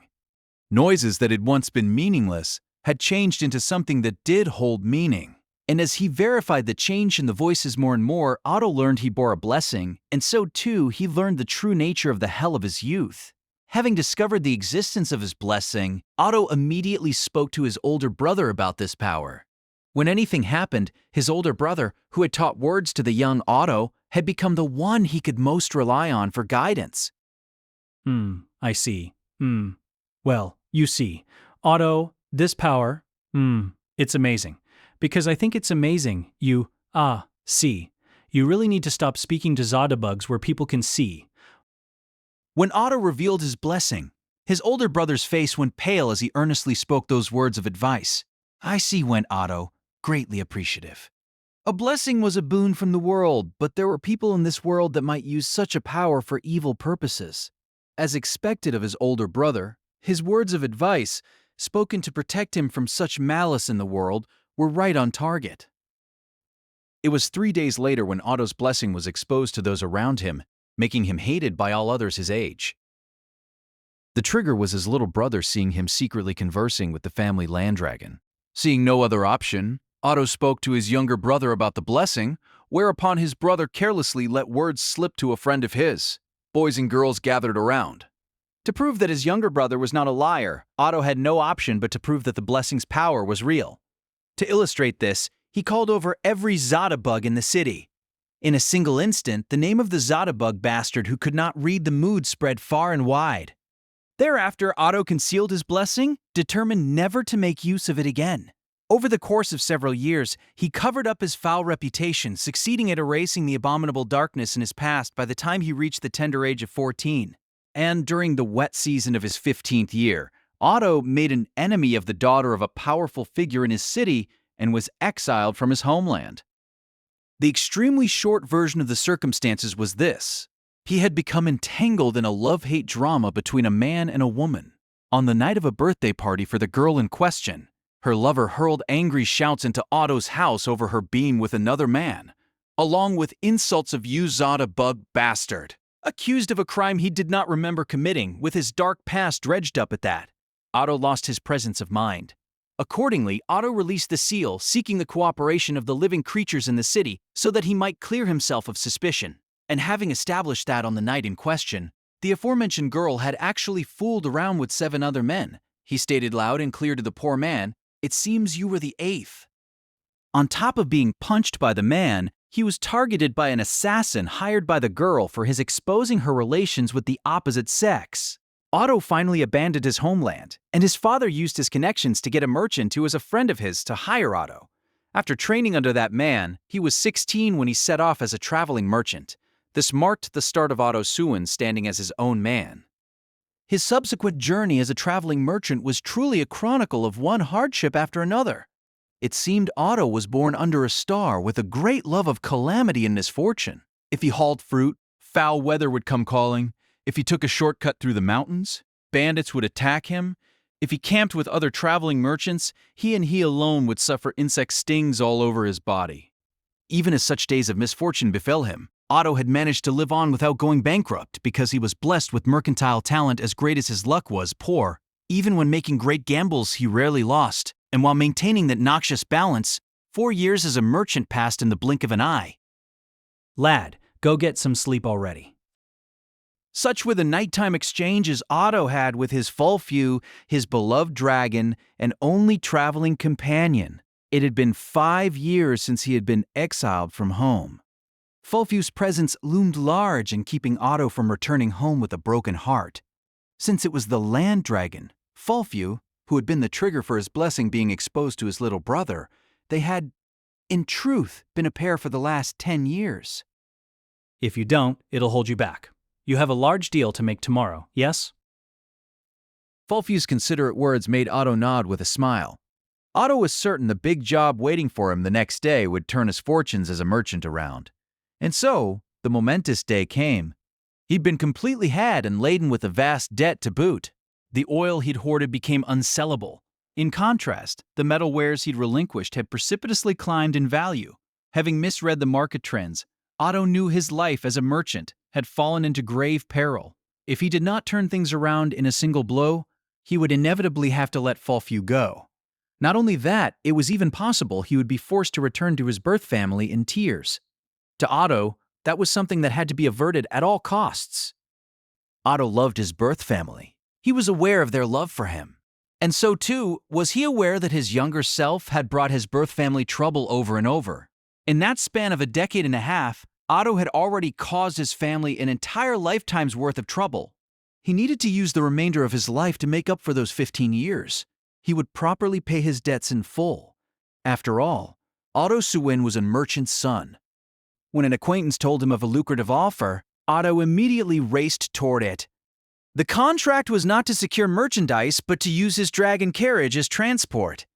Otto hastened to arrive before anyone else. "Lad, stop this already," said Fulfew, but he would not listen, employing his blessing to make a beeline to his destination. And then, my, where are you going in such a hurry? And then, he landed in quite a mess. Captured by a group with strange looks in their eyes, Otto firmly believed that his misfortune had reached its zenith. Separated from Fulfew, Otto was rolled up in a mat in a cold cave, despairing amid its tranquility. Despair. Yes, he despaired. For the first time in his life, Otto despaired. After all, at the time, the power of Otto's blessing had completely abandoned him. He rested his hopes on his blessing, seeking the aid of living creatures in the forest and the cave so that he might search for a way to escape, intending to use that nostalgic hell to find a way out. But in that place, he could not hear a single word of the hellish chorus he had found so irritating. It was an overwhelming quiet of a sort he had never before tasted. In that silence, Otto, resigned to hell, found out what hell truly was. It was then that he understood that true silence was the sound made by the footsteps of impending death. This is the end, he thought. Strength drained from his limbs, and light vanished from his eyes. Without having accomplished a single thing, he would pathetically meet his end in a cold cave.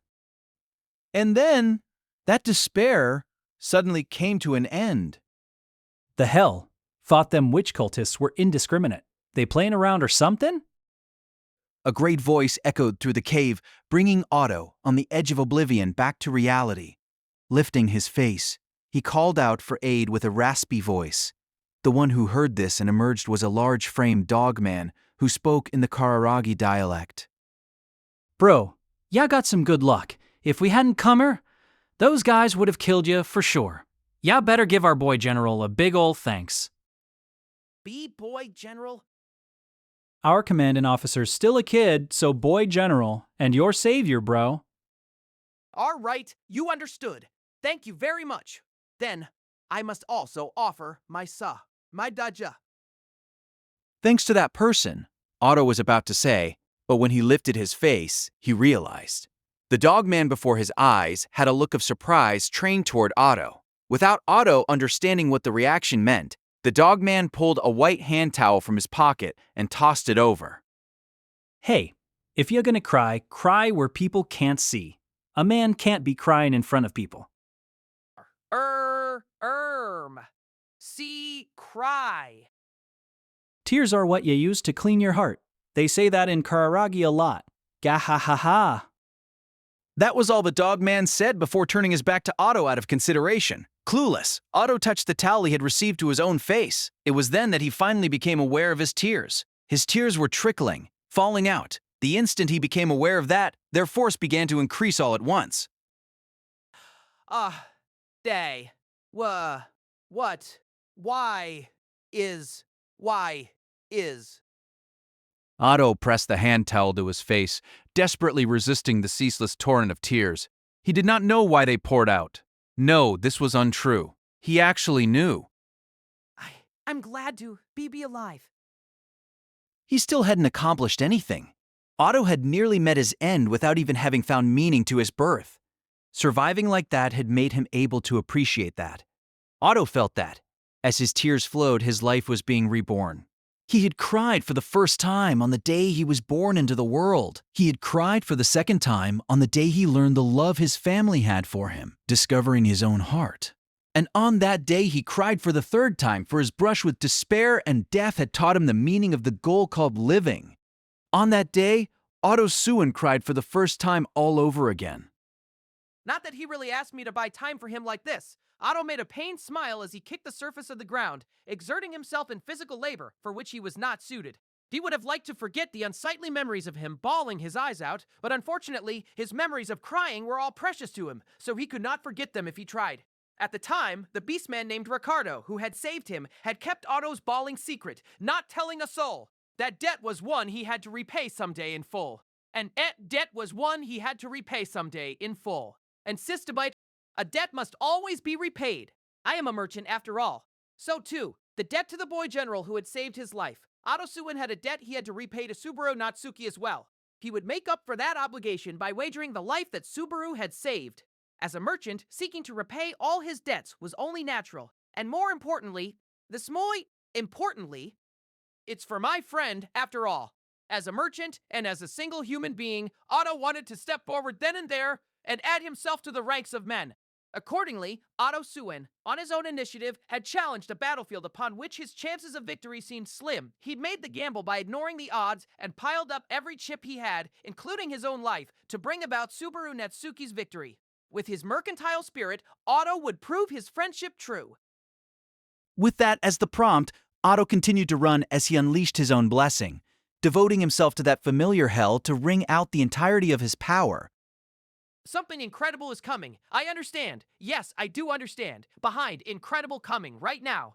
I told you, I understand. This is exactly as I predicted and expected. You'll die. You'll die. You'll die. My poor thing. I'm begging you, would you please stop with the pessimism already? With his blessing of language unleashed, countless voices flew into Otto's ears as he raced through the forest.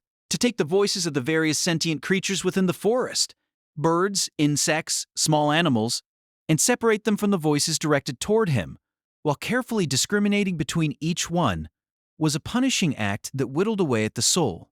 The time Otto spent with his blessing perfectly lined up with the 20 years of his own life. But even in those 20 years, never once had he attempted something so reckless. The quantity of voices Otto's eardrums picked up from within the forest's expanses was vast.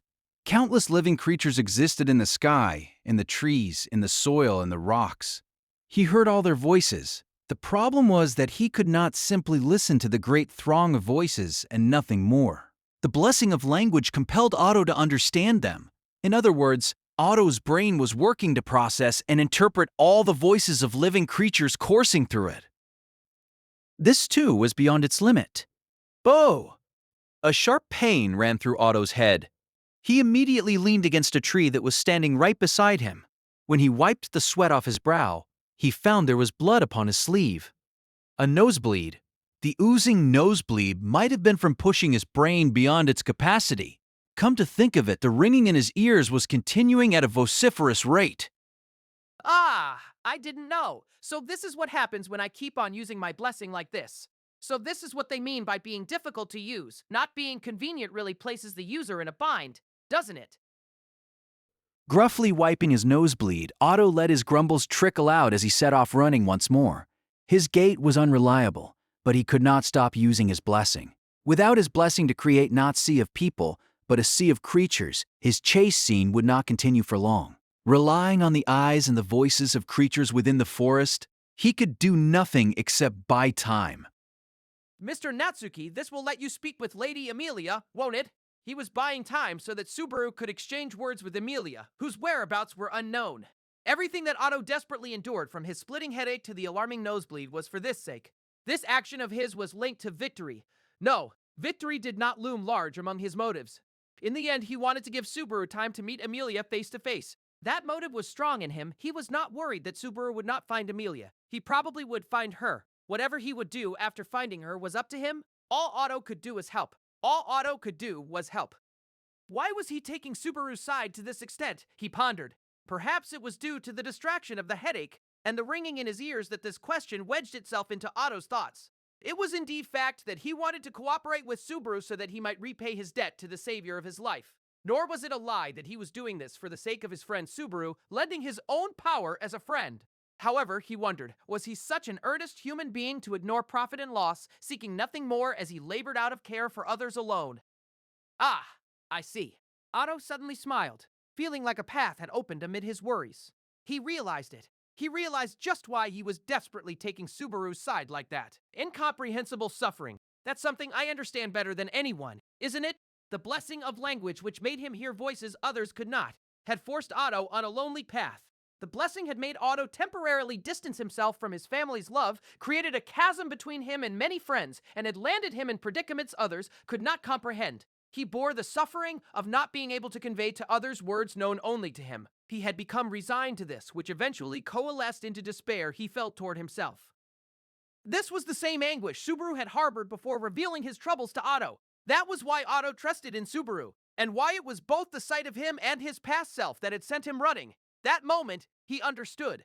He finally understood. It wasn't complicated. Otto did not want to save just Subaru Natsuki. Otto wanted to save his past self. He wanted to save Otto Suin. Found ya! The instant he realized the other true intention inside himself, an impact sent Otto flying. He'd sustained the blunt attack while his headache had set his ability to concentrate awry. He fell down face first onto soft soil. Bah! Pew! Is this as far as I? Niche? Won't let ya! Won't let ya! Do anything ever again! He was spitting out a fallen leaf and trying to get up when claws dug into his flank. His breath caught. and he let out an anguished cry as the contents of his lungs were wrung out of him. Otto tumbled onto the surface of the ground face up. His limbs were sprawled as he gazed up at the sky. He felt the rays of the sun through the gaps in the forest canopy, whereupon Garfiel's sour, upside-down face thrust into Otto's field of vision. Garfield pushed up his soil-stained forelocks, scratching his nose with his finger. Man, you really laid into me with all those lily tricks. Nose wouldn't work. Bugs made my eyes not work. Hid your sound with all the bugs yapping was rough, but it's all over now. I'd wonder about that. The match is not yet dead, Chayosk. I told ya, I ain't letting you do anything. Taking you too lightly is how I got into this mess. Not even letting him air sour grapes, Garfield put his foot on the fallen Otto's stomach. He proceeded to put strength into that foot. This strength, which was completely at odds with his small frame, made Otto's entire body cry out. The creaking of his bones made Otto himself cry out in agony as his limbs flailed against the ground. Gah! I don't want to be rough with you. I ain't got no time. Give me my stone back now. This is enough, ain't it? Increasing the strain bit by bit, Garfield was trying to seize the stone back from him. Otto was in agony, froth bubbling from the corner of his mouth, rummaging in his side pocket and grasping hold of the crystal he had pickpocketed. Who was strongest was so clear it was laughable. As living beings, they stood on different platforms. After such terrible pain, what was wrong with acknowledging defeat? He'd fought hard enough to buy time. If he only returned the stone... Why are you laughing, damn it? Garfield grimaced as Otto, who was being stepped on with his face marred by a nosebleed, suddenly laughed. He'd seen that creeped-out reaction when he was a little boy. Otto concurred with the eyes viewing him as a foreign entity. What was wrong with him? He had spent so much time in a cold cave and so much despair that he'd wanted to die. It had only been several days since then, and here he was, cheerfully placing his own life into peril. It would be a waste to give up here, for at long last I have a thrilling role to play. Garfield immediately realized that the exchange at the facility was the cause behind Otto's words. Otto was paying him back for saying he didn't have what it took. Why, you little... It was just as Subaru had said. He found it amusing to do things people firmly thought he could not. It was the mark of a bad personality, but there was no mistake. It felt so good, it hurt. When Otto laughed, deeply appreciating what a bad friend he was, the air Garfield gave off completely changed. The coarse anger in his jade eyes was stripped away. In its place rested polished, refined hostility. This was proof that Garfield had acknowledged Otto as his foe. It was proof that Garfield regarded Otto as someone he had to take down without delay. May I say one last thing? When Garfield removed the foot on his belly, straightening his posture in a display of respect, Otto addressed him. Receiving his words, Garfield went, "Ah," and quietly scratched his head. So Garfield had enough mercy in him to listen to Otto's last words. Had he been savage to the core, he would have simply finished Otto off. Garfield was a warrior. Hence, he'd fallen for it, giving Otto enough time to lay one final trap. I may have induced you to, but you have disturbed these woods quite a bit on your way here, Garfield. The hell? The residents whose homes you have disturbed say this: you must be punished. He touched a hand to his belly as he sat up. Then, as Otto spoke, the air around him was enveloped by light. This was an accumulation of mana so vast that it became visible to the naked eye. Those cooperating with Otto had allotted him the building blocks of magical energy, all for the sake of a single, grand blow. Garfield realized that something was wrong. He bared his fangs, he moved, but it was too late. Aldana. Otto chanted, relaying the mana filling the forest through his own gate, causing it to interfere with the world around him. The explosively welling magical energy sank into the earth, creating a flow of sediment with enough intensity to pulverize the trees. This incredible force danced toward Garfield, who was standing atop the ground, smashing him all at once with the violence of its sheer mass. Get go! Ooh! Gay! His howl echoed into the sky until even this was swallowed by the wave of sediment and crushed. As a result of employing magic that should have been beyond his reach in this lifetime, Otto was out of breath. It was this that was his final trap, triggered by the ace up Otto's sleeve. Having been in contact with the living creatures in the forest for an entire day, alongside ascertaining where Shima had holed up, he'd laid numerous traps, all laying the groundwork for this final great magic. He had not immersed himself in the blessing of language merely to use it as a tool for his escape, nor did he use it only as a trap, revealing his hand to put his opponent off guard. He had combined tool and trap to create a weapon. Garfield had swallowed Otto's scheme hook, line and sinker. Scorned as small fry, Otto gained his recognition with a layer of traps only to use Garfield's acknowledgement of him as a warrior itself to create an opening for his true attack at the very end. All of it had gone according to Otto's plan. In other words, this time, it truly meant that All out of schemes now, ain't ya? Give me a break, would you? when the torrent of earth abated, a cloud of soil erupted. Clawing his way out of the dense curtain of dirt and trampling the disturbed ground of the forest was Garfield, messy but quite intact. Seeing Garfield like that caused Otto to sigh in grudging respect. To be honest, I'm surprised. That I resisted you with little regards as to the means. Not that. Even after you did all that, I didn't think you were serious. Not only that, I looked down on you and assumed you'd just give up. Forgive me. That's bad o' me to do to a man. Otto greeted the meek look on Garfield's face with a shake of his head. No apologies were necessary. What he wanted to hear was darn it. However, even when Otto was committed to fulfilling his role with his entire body and soul, it was not enough to overcome Garfield's raw strength. He had no moves left. Otto's defiance had come to an end. I did everything I could, didn't I? So he murmured. He played every card he had. He felt it in his bones, that he could not reach all the way, even so could not be helped. Not anymore. That was why. See ya. It'll be all over by the time you wake up. Let us hereby put my solitary battle to rest, shall we? When Otto drew in his breath and murmured, Garfield snapped his eyes wide. The statement did not sound like it came from a man throwing away victory or bearing any sense of defeat. Don't tell me that. There's still something more, thought Garfield aghast as he searched the surrounding area for any presence. Every hair on his body was standing up, his wariness plain as his eyes roamed the area. There was no presence on any side around him.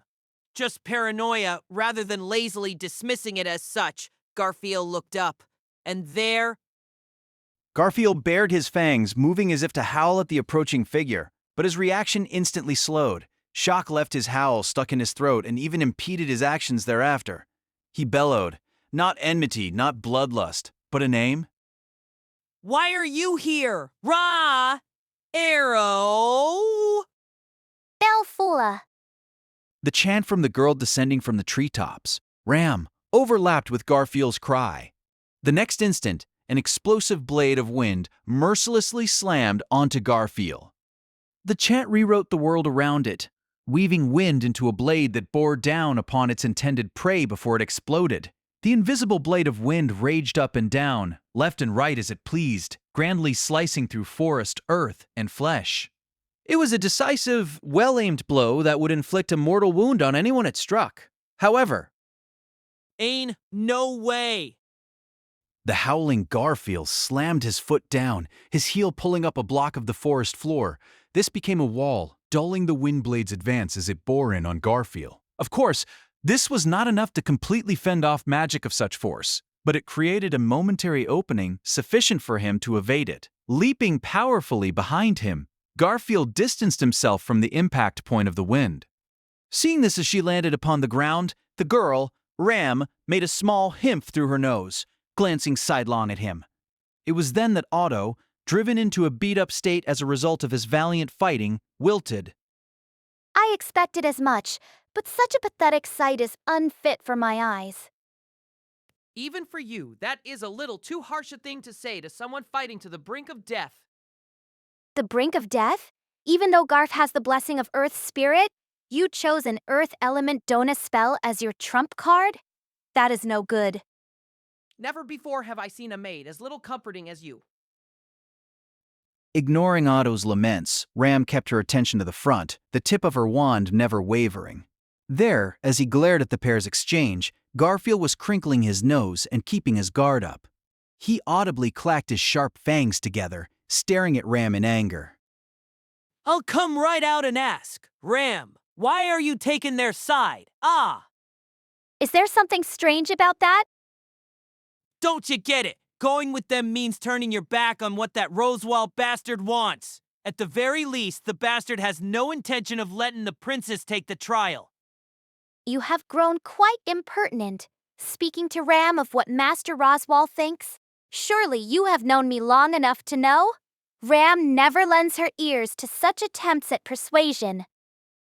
Puffing out her chest, Ram proudly proclaimed her own obstinacy.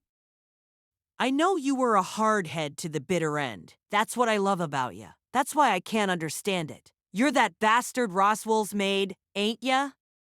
Of course. That is why I shall exhaust all efforts for my master's desire.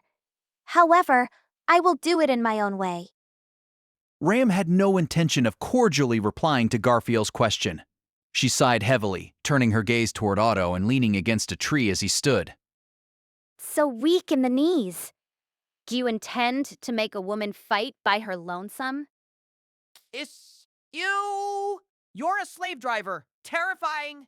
Is this person's younger sister, the sleeping girl, truly so kind? I am tempted to think Mr. Natsuki has lied to me. Such a noisy complainer. His body was wobbly. His nosebleed had finally stopped. Of course, he was in no condition to stand, let alone meaningfully participate in battle. Even so, Otto stood, which Ram considered only natural. Garfield clicked his tongue in annoyance at the pair's attitude.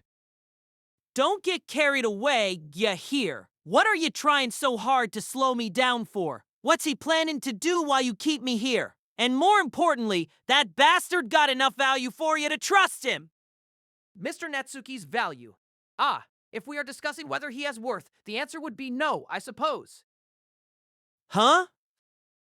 Garfield was dumbfounded at the unexpected reply, but when Otto scratched his now hatless head, he brushed his hair off his forehead as he made a rather smug smile. I am saying, at this time, Mr. Natsuki does not hold all that much value. But I am a merchant. I think of this as an investment, ensuring the future of one's investment is not ruined, brushing the insects aside and pruning the flowers, eagerly awaiting how they shall bloom. That is how I feel at the moment.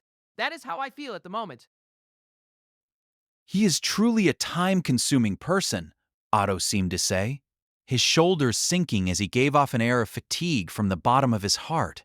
Otto's words brought an audible snort out of Ram.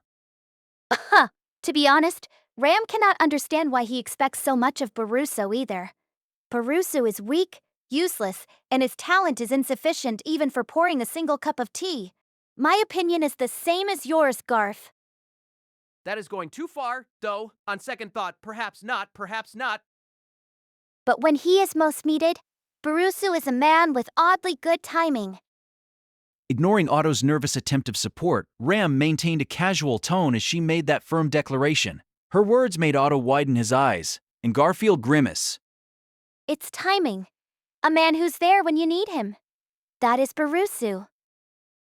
Even though, in normal times, he was a useless man with seemingly no redeeming features whatsoever, the human being named Subaru Natsuki was a man who was mysteriously at exactly the time and place you wanted him. There was nothing attractive about him, and he was without a single shred of charm as a member of the opposite sex. Ram didn't understand what part of him was any good. Indeed, she found him irritating. When was it that? At the moment, it didn't matter. Either way, that was all there was to the man called Subaru Natsuki. That was why, once more, Ram did as he'd asked. When Otto had revealed Subaru's plan to her the night before, she made the decision to trust him. Barusu's good timing is reason enough to believe in him. If Barusu sees an opportunity and has taken action in order to seize it, then it must be the one and only chance to obtain victory.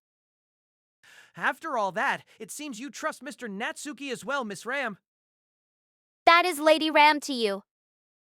Are you hiding a blush with incredible aggression? Not caring for the grin that had appeared on the face of the man standing beside her, Ram shot a scolding gaze at Otto to silence him. But their views were one and the same. They had formed a pair comrades in the common pursuit of Subaru's aim. They had mutually agreed to keep quiet to Subaru's about their fight to buy him time.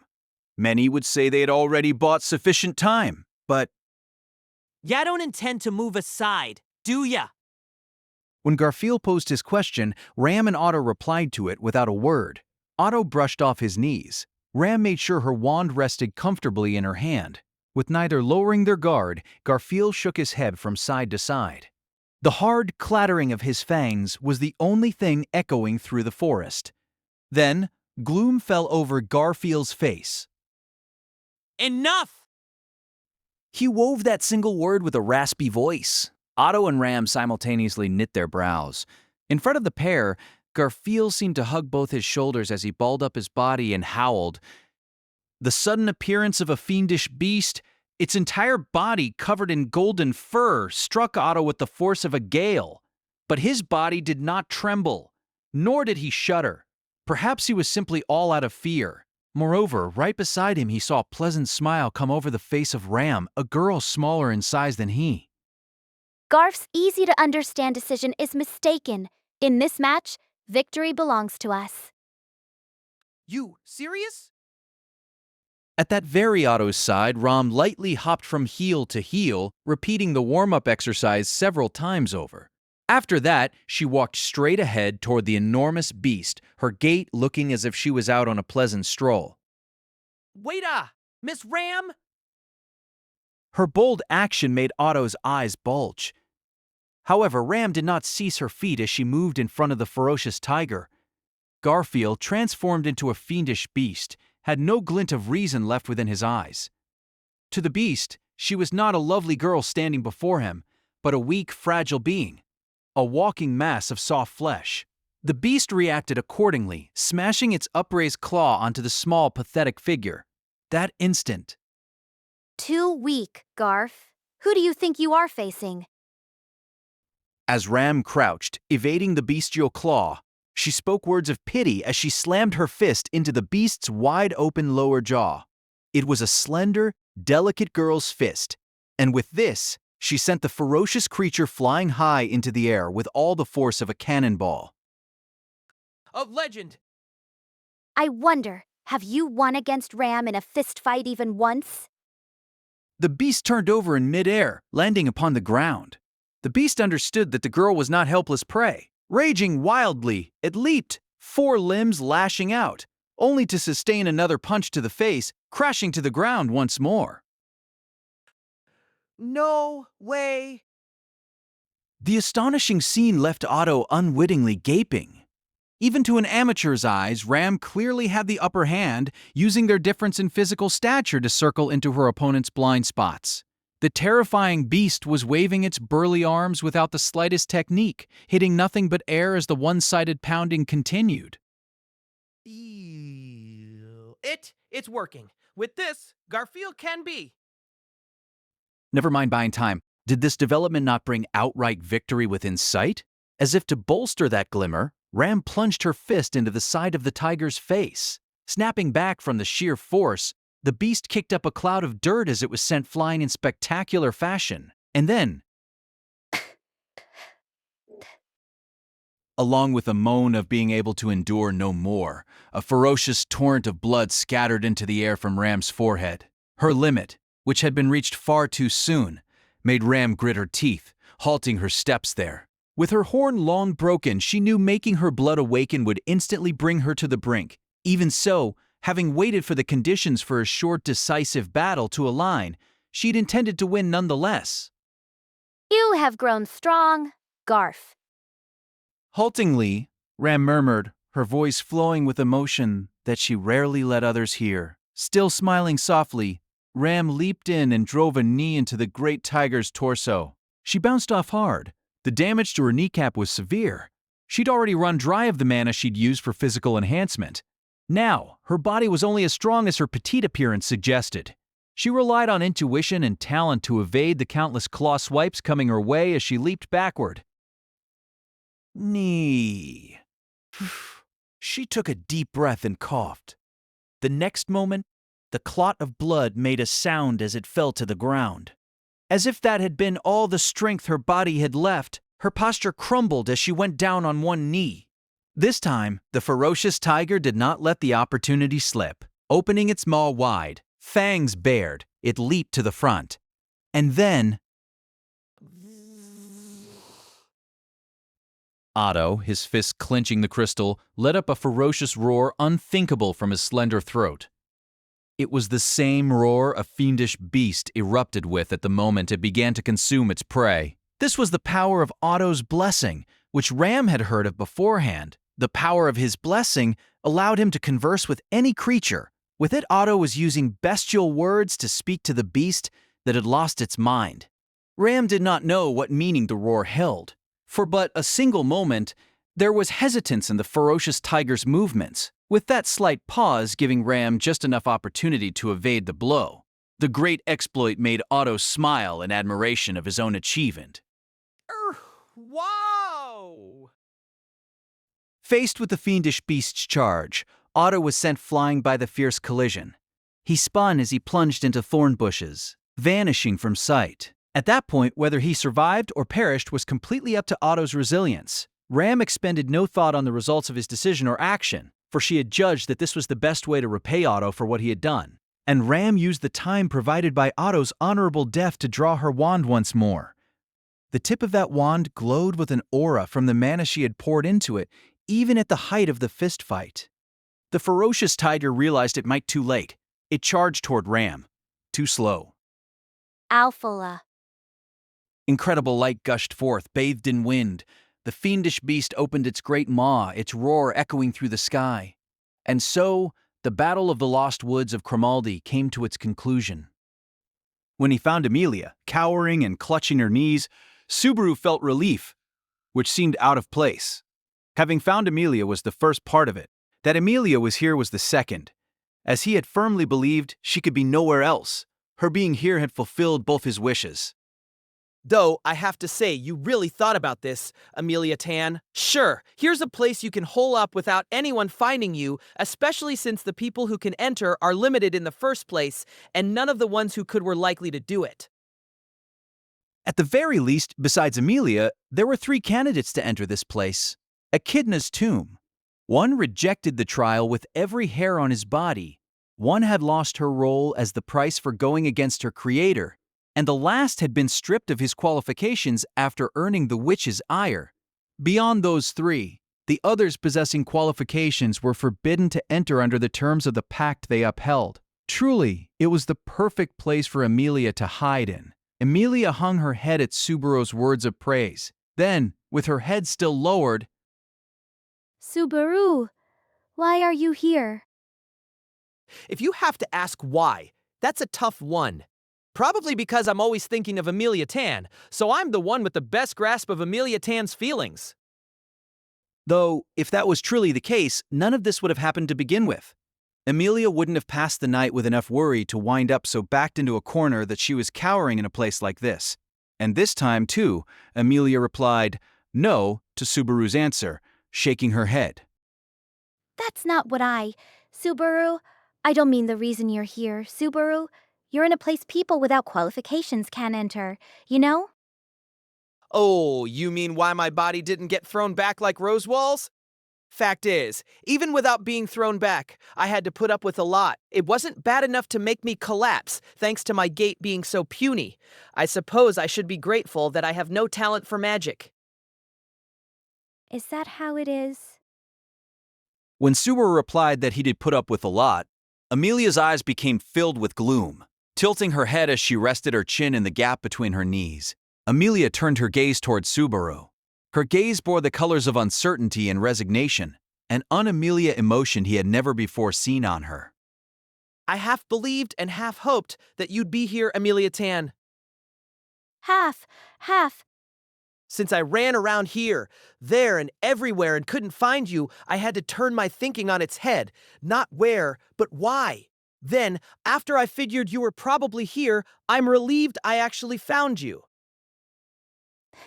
You were relieved? As Subaru smiled to try and put her at ease, Amelia posed that brief question. Her voice was quiet, ready to vanish at any moment. When Subaru raised his eyebrows, Amelia stared straight at him. You're saying that finding me here makes you relieved? That's all. You're not angry? What, Amelia Tan? Don't tell me you were scared you made me angry? Amelia's meek, trembling voice made Subaru loosen his lips without thinking. Having set off without telling anyone where she was going, she was scared of being scolded the instant she was found, just like some little kid. I'm not angry at all. I was nervous, and to be honest, it didn't exactly make me comfortable, but I'm not angry. I'm just really glad about everything, finding you here included. I'm just really glad. That's so. Subaru had exhausted all the reassuring words at his disposal, trying to loosen Amelia's tense heart, and yet there was no relief infused into Amelia's murmur. Amelia? You're not angry with me. You won't even get angry. Her small, raspy voice was trembling. When Subaru, suspecting something, drew his eyebrows together, he had already realized too late. Amelia was looking down, biting her lip, her eyes wide open. It was as if she was trying to keep the tears filling her eyes from coursing. Why won't you get angry with me? Ah. I did something selfish, didn't I? I bothered you, didn't I? I left without saying anything, so you worried I made you unsure if I'd run away. That's what I did. That's what I did, right? It's natural to be angry, isn't it? Subaru, even you must be. When Subaru tried to interrupt by calling out her name, Amelia poured out her emotions with a rapid flood of words. Amelia was asserting her own selfishness, apparently to draw blame to herself. Overwhelmed by the sheer force of her negativity, Subaru came to realize the error in his thinking. Amelia hadn't been afraid of angering Subaru. Amelia was afraid he would not blame her for her actions. After all, that meant, Why won't you get angry?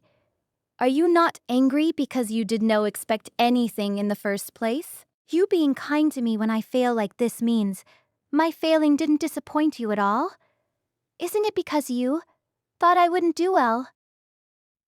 perhaps, just perhaps, this was an insecurity that had always rested at the bottom of Amelia's heart, one she had never before put into words.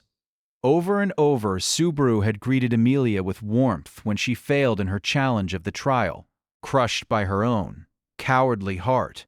As he did so, he had both aided Amelia and instilled anxiety within her. She was despondent over betraying his expectations. But Subaru had never showed that to Amelia, not even once. As the failures added up, continuing to gently console her might have saved her heart temporarily, but only by searing ever greater anxiety upon it. All that time, Amelia had been frightened of Subaru and Puck's kindness. You're wrong, Amelia. That's not how I think of you. Subaru earnestly tried to reach out to the great ripple arising in Amelia's heart. If he let go of her heart there, it would be lost for good. He would never be able to capture it again. It's not because I think that way that I'm not angry with you.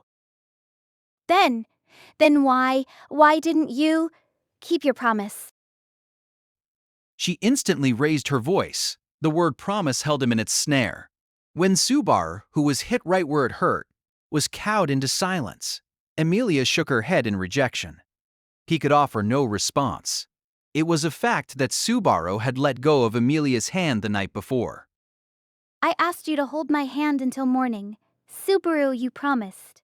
Why did you let go of my hand? Why did you keep your promise? Her tearful voice strictly levied blame on him for not keeping his word. He could have listed reasons if he wanted. To liberate the sanctuary. To learn more about Garfield.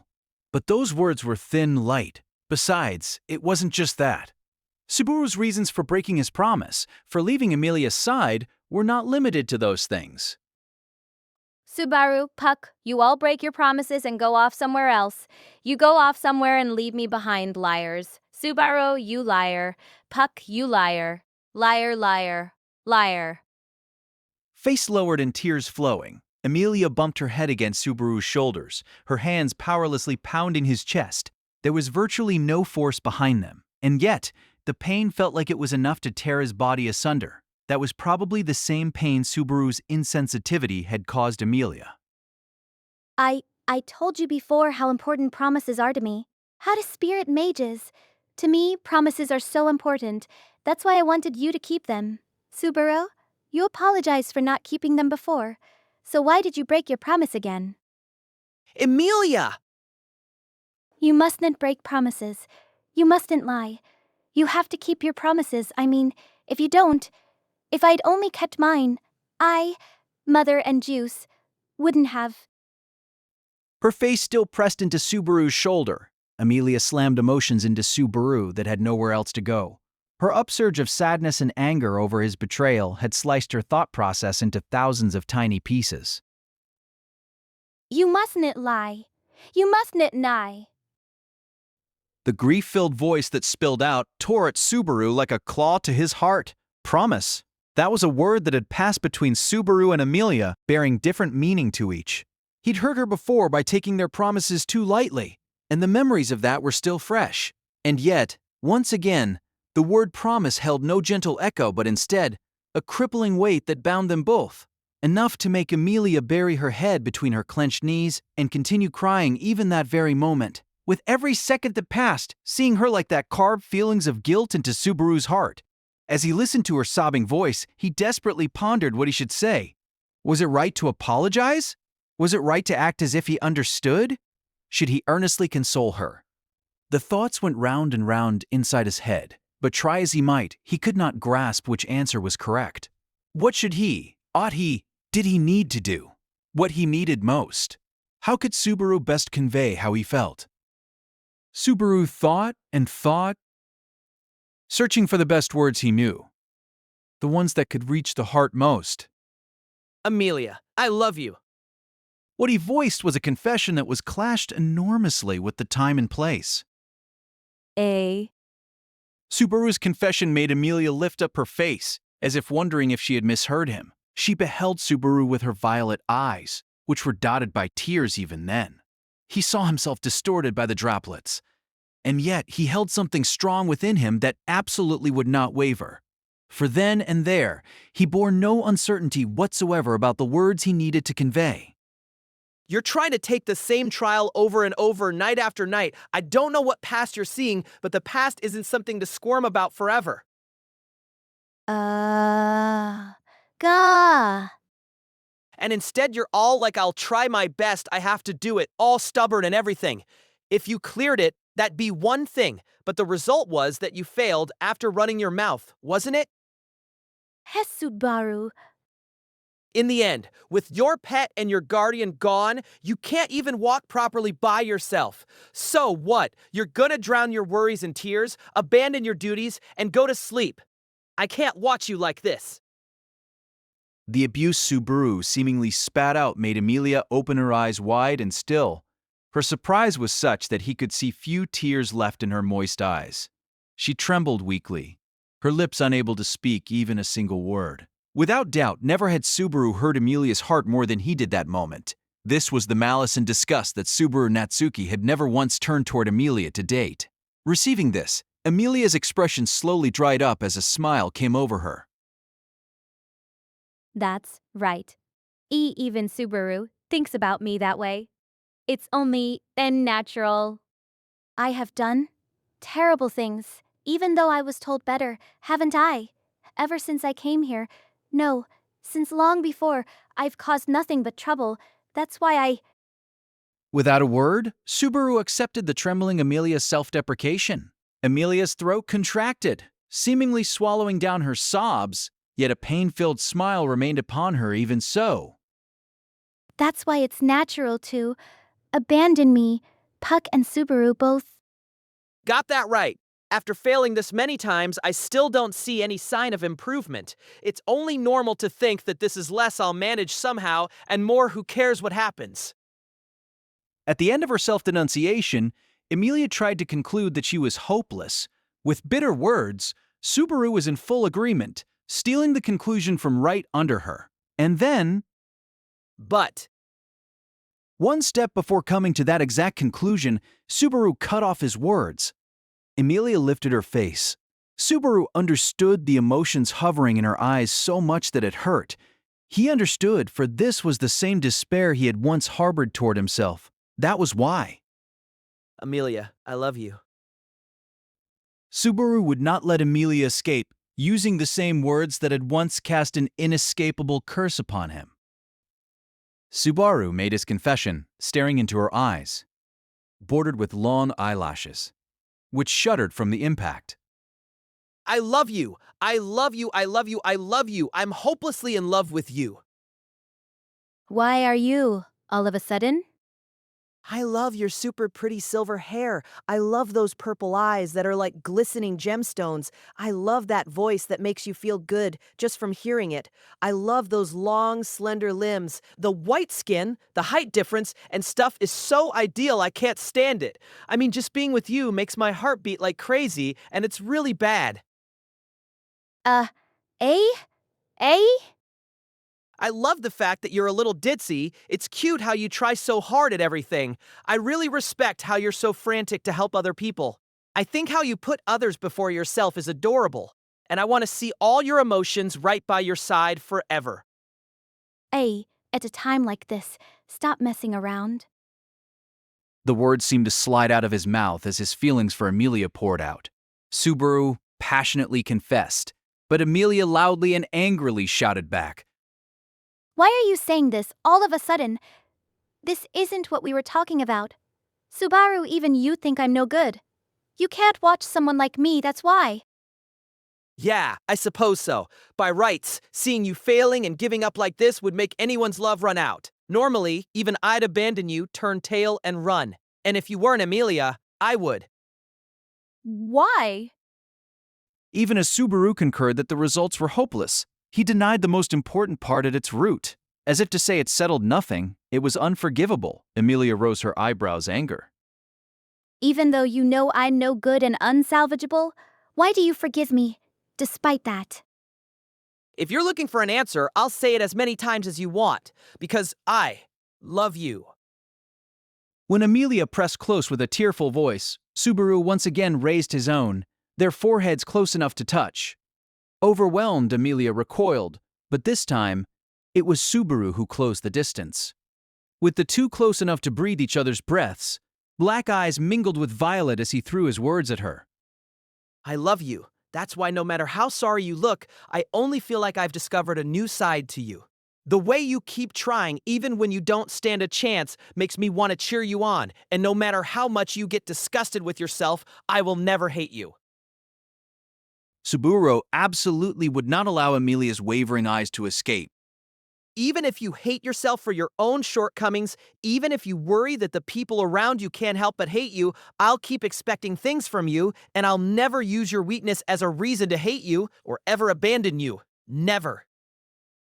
He understood how Amelia felt, but he also knew how to take her hand and pull her out of it. For once, someone had refused to abandon him. Even when Subaru tried to abandon him. Even when Subaru tried to abandon himself. My love for you runs deeper than you'll ever know.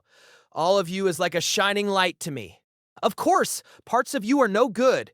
You're not an angel or a goddess. You're just a normal girl. You'll cry when things are tough, and you'll feel like running away when things happen that you don't like. I get all that. But even so. But even with those weak parts, even with the parts I said terrible things about, I love all of you, Amelia. That's why even now I'm not disappointed in you. That's so self-serving, isn't it? Amelia stubbornly refused to listen to the myriad claims that fell from Subaru's lips. Unable to push her confusion aside, she kept on tossing out words of denial, and therein lay his hope. After saying I'm no good in a way like that, you say you love me even so. That's unbelievable. Why do you believe in me like that, Subaru? I don't understand it at all. You're wrong. You've got this wrong from head to toe. It's not I love you because I believe something. It's not like that. I love you. That's why I believe in you. That's why I believe in you. Love alone isn't a reason to believe in someone. If love wasn't enough for me to believe in you, then why else would I go through such horrible shit just to save a troublesome girl like you? Their voices loudened as their mutual feelings clashed. When Subaru put his hand against the wall and rose to his feet, Emilia did the same, standing so that she might face him. At a range close enough to butt foreheads, both had furrowed eyebrows as Subaru and Emilia vented their feelings at each other. Never before had the pair launched spittle, faces red, as they exchanged ragged words that all amounted to "you're wrong." I love you. I love you enough to make my head go nuts, enough to be happy to die for you. That's why I'm putting up with the pain and suffering, standing in front of you even though I want to hurl right now.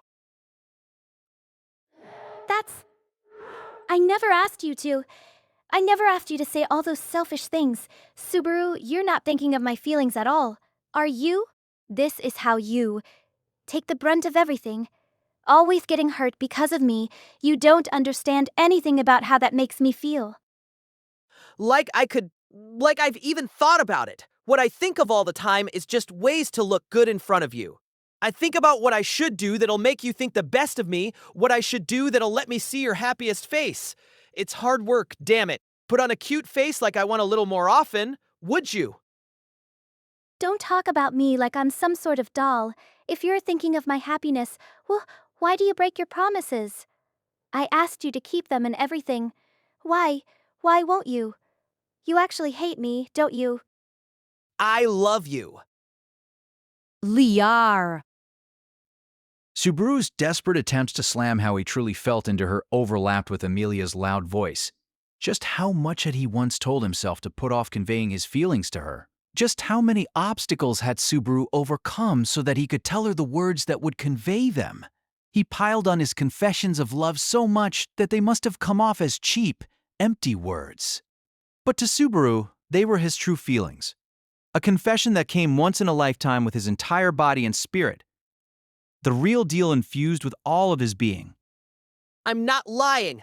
I love you. What do you think about me anyway? You always act like you know it all. How much do you think you've shaken my heart, stringing me along with that cute face of yours like I've got a chance? Stop toying with me!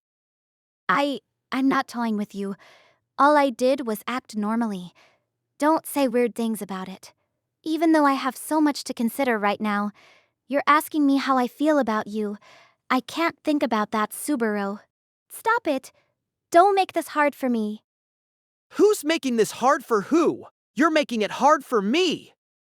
You're the one making it hard for me, Subaru. Like little children having a tantrum, both were reduced to emotional arguments without a shred of logic between them. With irreconcilable force, Subaru and Emilia slammed their fierce emotions into each other with loud voices. Inside the tomb, purportedly a place of tranquility for many years, the pair's irrational arguments continued to echo without pause. I don't know how many times I've said it. Subaru, you're a liar. You break your promises, but you come to me with a calm look on your face. You thought I wouldn't notice, didn't you? I've been watching you. I've been watching to see if you keep your promises with me. Subaru. That's a bad personality right there. Testing people like that. What are you, a witch? A liar who breaks his promises has no right to talk. This and my breaking promises are two different things. The unconcerned way Subaru changed the subject left Emilia so angry. Her words caught in her throat. She was so seized by emotion that she couldn't give voice to her thoughts. She made ragged breaths, breathing in and out multiple times. Emilia's eyes were in tears as she asked him, Why did you break your promise? I feel bad about breaking my word. I really wanted to keep holding your hand and stay with you until morning. That's the truth. That's not what I asked. Why did you break your promise? I can't tell you. Clenching his teeth, Subaru responded to Emilia's question with a low, anguished groan and a shake of his head. Subaru refusing to give her an answer at this point made Emilia cover her face with her hands. You won't keep your promises. You won't even tell me why you broke them. What do you want me to do now? If you have something to tell me, just come out and say it. If you don't, Subaru, even I can't believe you. Emilia! If you'd only kept your promise and stayed with me until morning, I'd probably believe you, Subaru. I'd believe you and probably have given you everything. Instead, you broke your promise. Her face disheveled, Emilia embraced her own slender shoulders. Anxiety and fear rested in her quavering violet eyes, for Emilia was speaking not to Subaru, but herself. After Puck was gone, my memories, they're coming back, little by little. Inside me, scenes I don't know and conversations I don't remember are gushing up one after another. All these things I didn't know until now, things that by rights I should have remembered, just how much have I forgotten? I forgot them, and then acted like they never happened. These were the memories Puck had called back in exchange for his pact with Emilia, the true memories kept under a lid that she had turned her back upon long ago. The lid had been removed, and scenes of a past she did not wish to remember had been restored. However, to Emilia, this came with the fear that she would no longer be able to be certain what was her true nature. When all those memories come back, what will I do then? Is who I am right now really me? I forgot so many precious things. I forgot about Mommy. Is who I am right now wrong? Nature dictated that everyone accumulated memories over the course of their lives, binding each person to others around them. If that was so, was a life underpinned by false memories not wrong in every respect? If the point of origin was wrong, did that not make the path walked and the destination reached all wrong as well? What's important is not where you start or what happens midway, but how it ends. Suddenly, a voice reverberated in the back of his mind. The distant voice, one that was very familiar to Subaru, was the voice of someone who was very close to him, yet would never meet again. When they were parting, at the very, very end, in the name of homework, she had given Subaru a gentle present. Yeah, you're right, Mom. However it started, whatever path one walked, who had the right to decide what was right or wrong until the very, very end? Emilia, no matter what memories you remember, nothing's gonna change. I love you. I'll always love you. I can't believe you. Subaru, the version of me you say you love, might not be here anymore. You can't say something like, I can. No matter what happens, you're not going anywhere. I love you. Those are the words of a liar, coming from someone who can't even make me believe him. Then I'll make you believe. With trembling eyes and a trembling voice, Emilia rejected Subaru. Words weren't getting through. His demeanor couldn't convince her. But words weren't the only way to convey feelings. That was why... Suba. If you don't like it, dodge. They were at a distance close enough to breathe each other's... No, there was not even a breath's distance between the pair.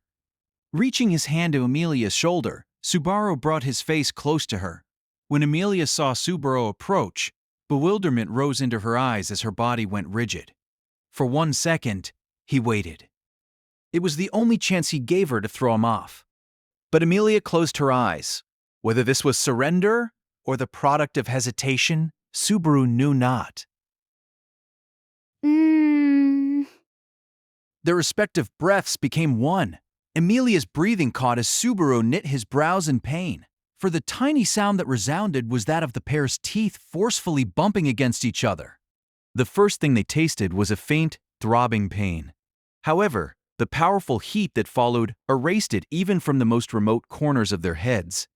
Her lips were so soft, it was a kiss where they simply touched. To Emilia, it was her first. To Subaru, it was the second time he had kissed her. It was not like the first time, which carried the cold taste of death. The second kiss bore the hot taste of life. I love you. When their lips mutually pulled apart, blood rushed to Emilia's cheeks as Subaru unhesitatingly spoke those words. No matter how sorry you look, no matter how we argue like this, I'll still love you the same way, Emilia. No matter what happens, that'll never change. It'll probably make me love you even more than before. That's why I'll believe in you forever. And if you have to ask why... Read Zero Starting Life in Another World by Tapi Nagatsuki, casted six-tale novel. Please subscribe to our channel. Because you love me. In a daze, Emilia finished Subaru's sentence as she touched her own lips. She stroked her soft lips with her fingers, as if the touch of what had been there yet lingered. White tears coursed down her cheeks. It's natural to be anxious when memories you don't know about come gushing out.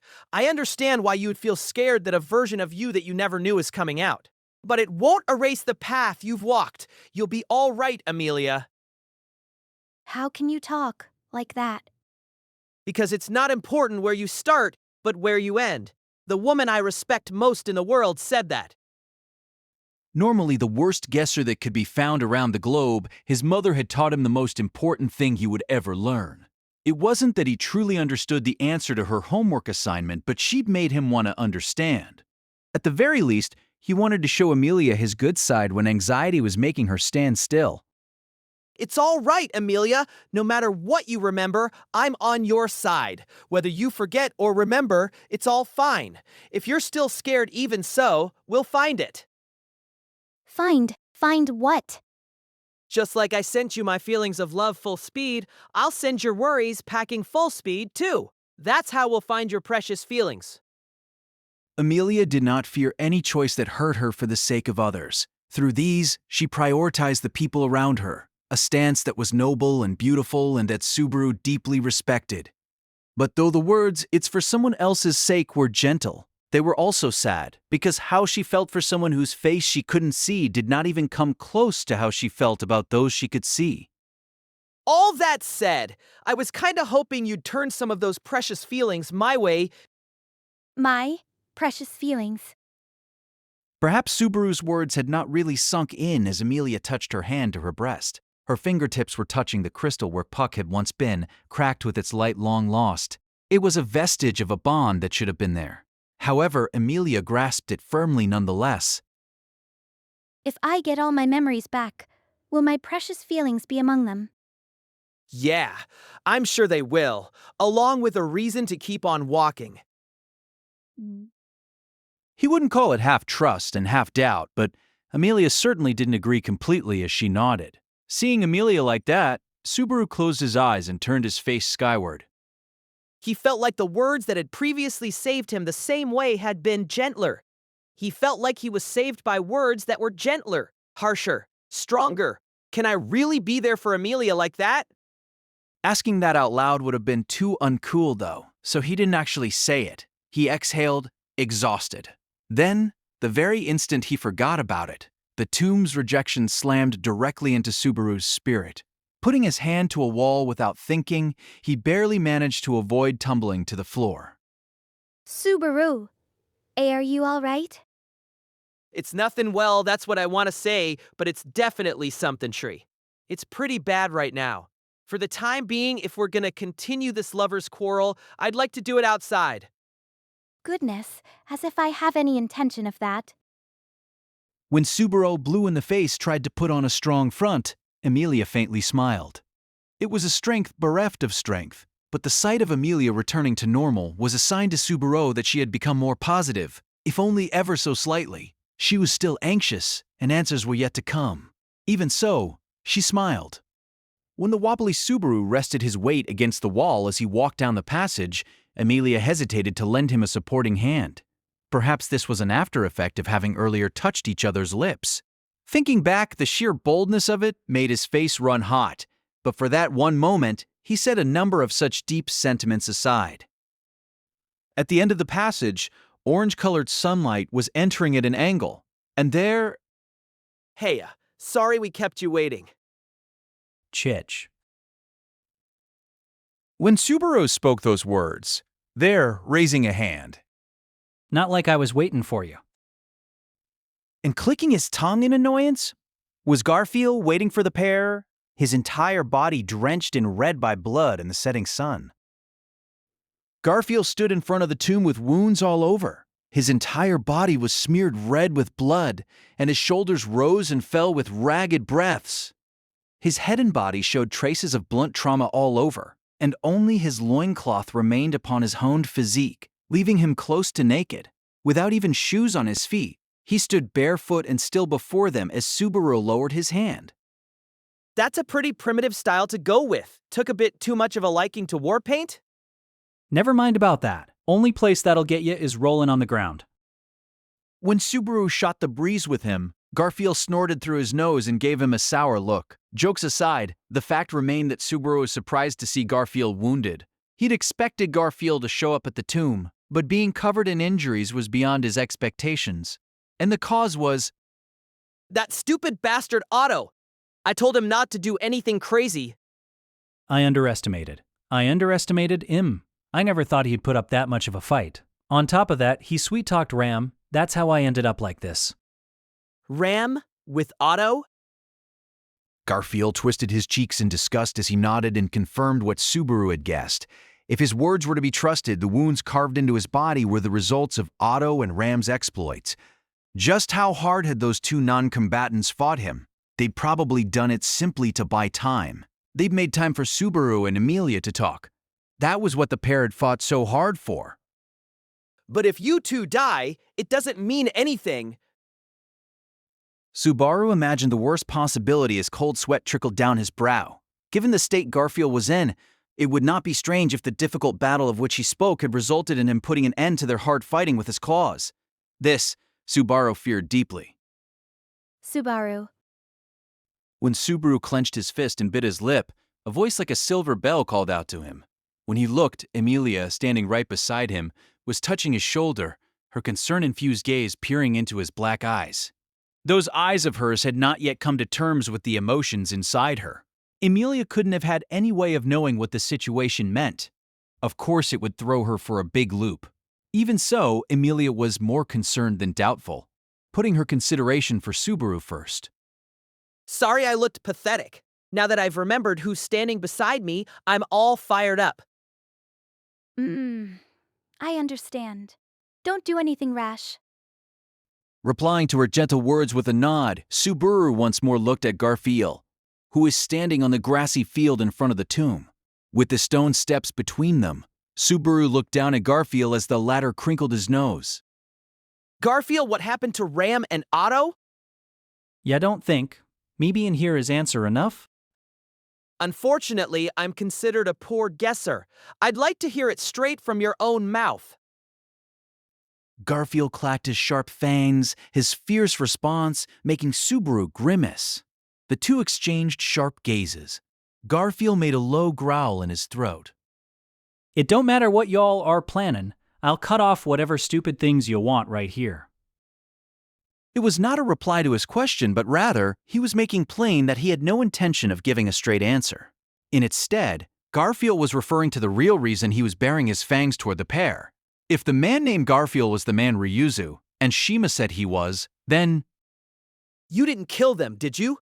I said that's got nothing to do with this. Livin' or dying has nothing to do with it. If I smash the entrance to the tomb and end it all right here…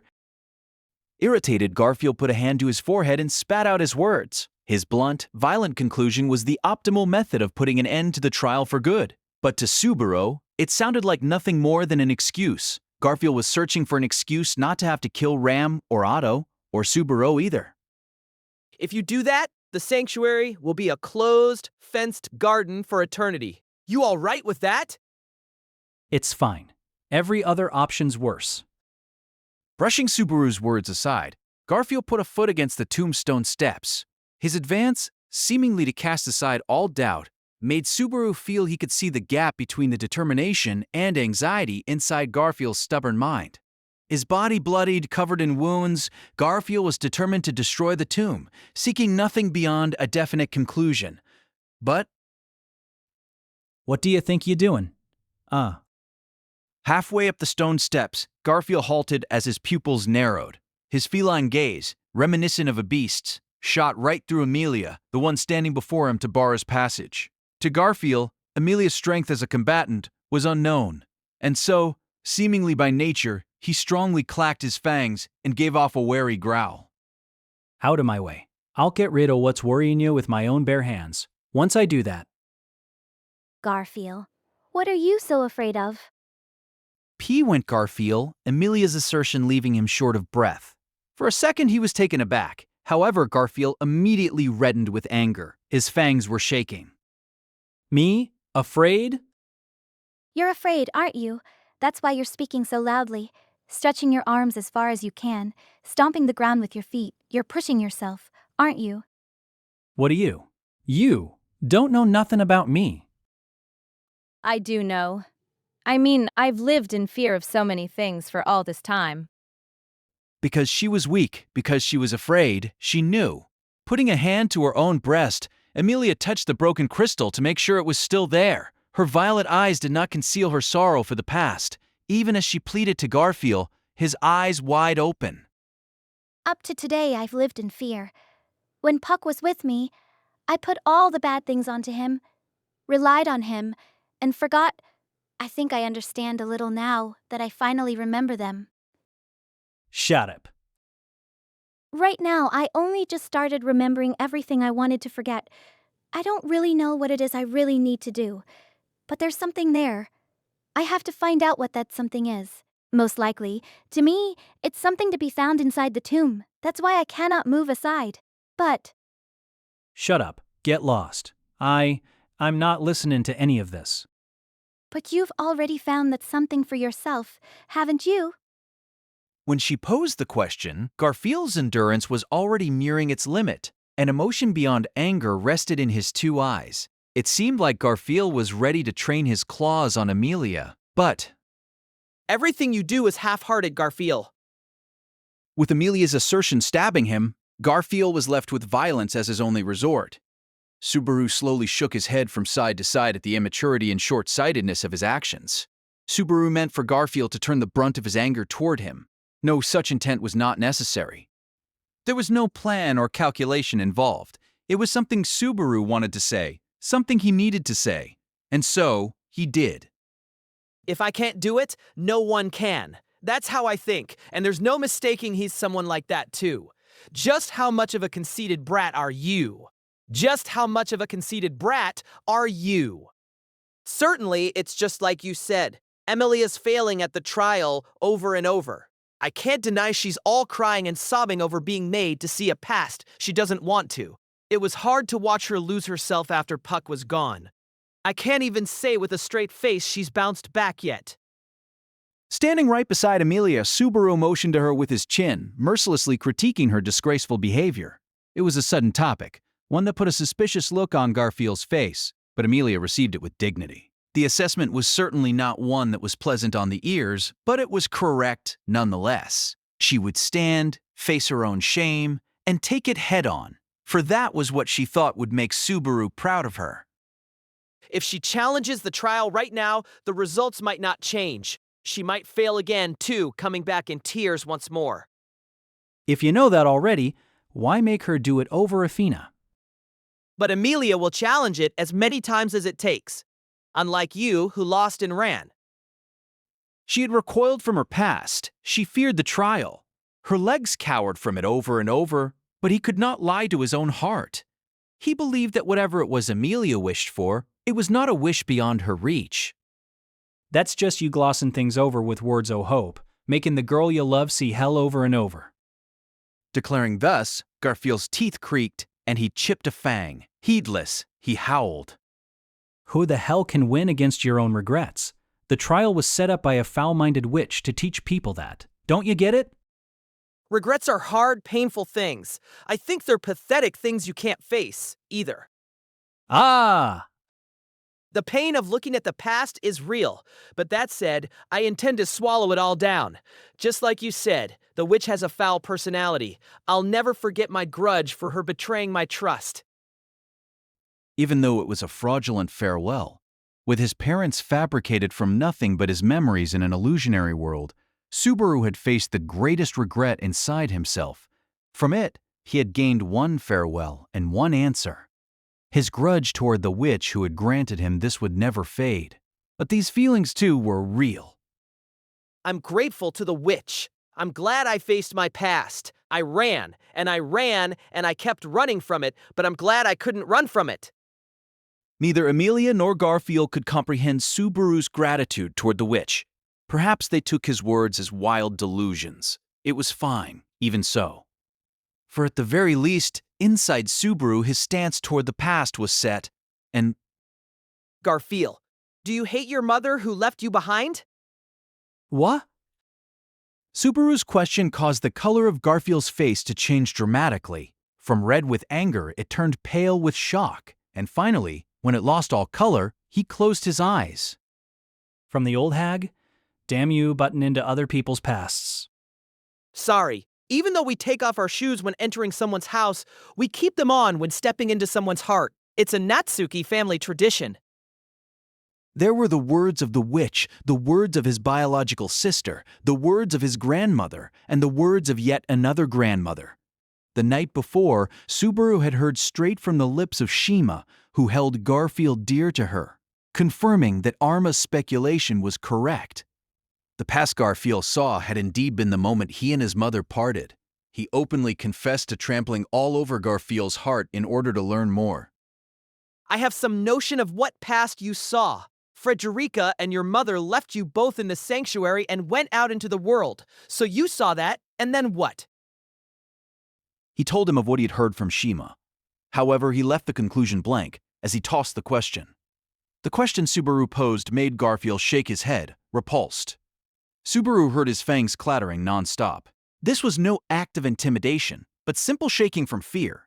Seeing this, Subaru took a step forward, not allowing any escape as he redoubled his question. Frederica left the sanctuary. She believed you would open the sanctuary someday, so she left to make a place in the outside world for the people here. So what have you been doing on the inside? Garfield had rejected the warmth of the hand his sister had offered him, continuing to cower within the sanctuary instead. Feelings of guilt sprung up for digging into the scars on another person's chest. Subaru forced down the feeling, pressing Garfield for the truth, his fingers digging into the wounds, drawing blood in the process. Was it that your mother abandoned you? So you hated your mother? So you hated the world that had stolen your mother from you? So you stayed shut inside the sanctuary? Here, because you didn't want to get hurt. That ain't. What do you know? Don't flap your damn lips like you understand.